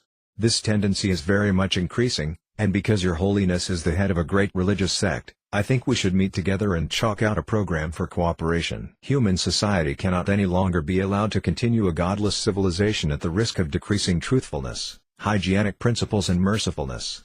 Because, on account of the decline of these principles at the present moment, the duration of life, strength and memory of the human being is decreasing. Human society is gradually devolving in the matter of religiousness and justice, and might is right is gradually taking the place of morality and justice. There is practically no more family life, and the union of man and woman is gradually coming to the standard of sexuality. I understand it from reliable sources that people are trying to get Your Holiness sanction for the contraceptive method, which is certainly against any religion of the world. In the Hindu religion, such contraceptive method and abortion are considered equivalent to murder. Therefore, in the matter of sex, the human society is gradually becoming even less than animals. As a result of unrestricted sense gratification, even in ordinary dealing a man cannot trust another man, because the cheating propensity of man has increased beyond imagination. The attraction of young boys for young girls is no longer even a matter of love, but exists only on the basis of sexual potency. And as soon as there is a slackening of sex life, there is immediately a divorce petition. In India, which was once the land of religion and Brahminical culture, things have deteriorated to such an extent that a man in a higher caste is recognized simply by putting a piece of thread on his body as a sign of sanctity. The so-called Swamis are cheating the public because the public wants to be cheated by some cheap method of self-realization. And today, if someone has no sufficient money, it is very hard for him to get justice from the court. And if anyone can simply bluff by so-called advancement of knowledge, he is offered the doctorate degree. If a man is falsely proud, he is accepted as civilized. By frustration, people are gradually becoming communists and hippies, and the guardians of society must now take up the situation very seriously, without further delay. The Krishna consciousness movement is meant for overhauling the whole situation. We are creating men of character, and we are training our disciples to becoming lovers of God, or Krishna. From the very beginning, they are trained to refrain from the following 4 principles of degradation: 1. Sex life outside of marriage; 2. Meat eating, or the eating of any animal food; 3. All forms of intoxication; and 4. Gambling and idle sports. Our teachings are based on the authorized movement of Lord Chaitanya, on the principles of Bhagavad Gita, as the beginning, and Srimad Bhagavatam as the graduation. I do not wish to prolong the body of this letter further, but if you think that my meeting with you will be beneficial for human society at large, I shall be very much pleased if Your Holiness will grant me an interview. Thanking you in anticipation of an early reply, I am yours in the service of the Lord, A. C. Bhaktivedanta Swami.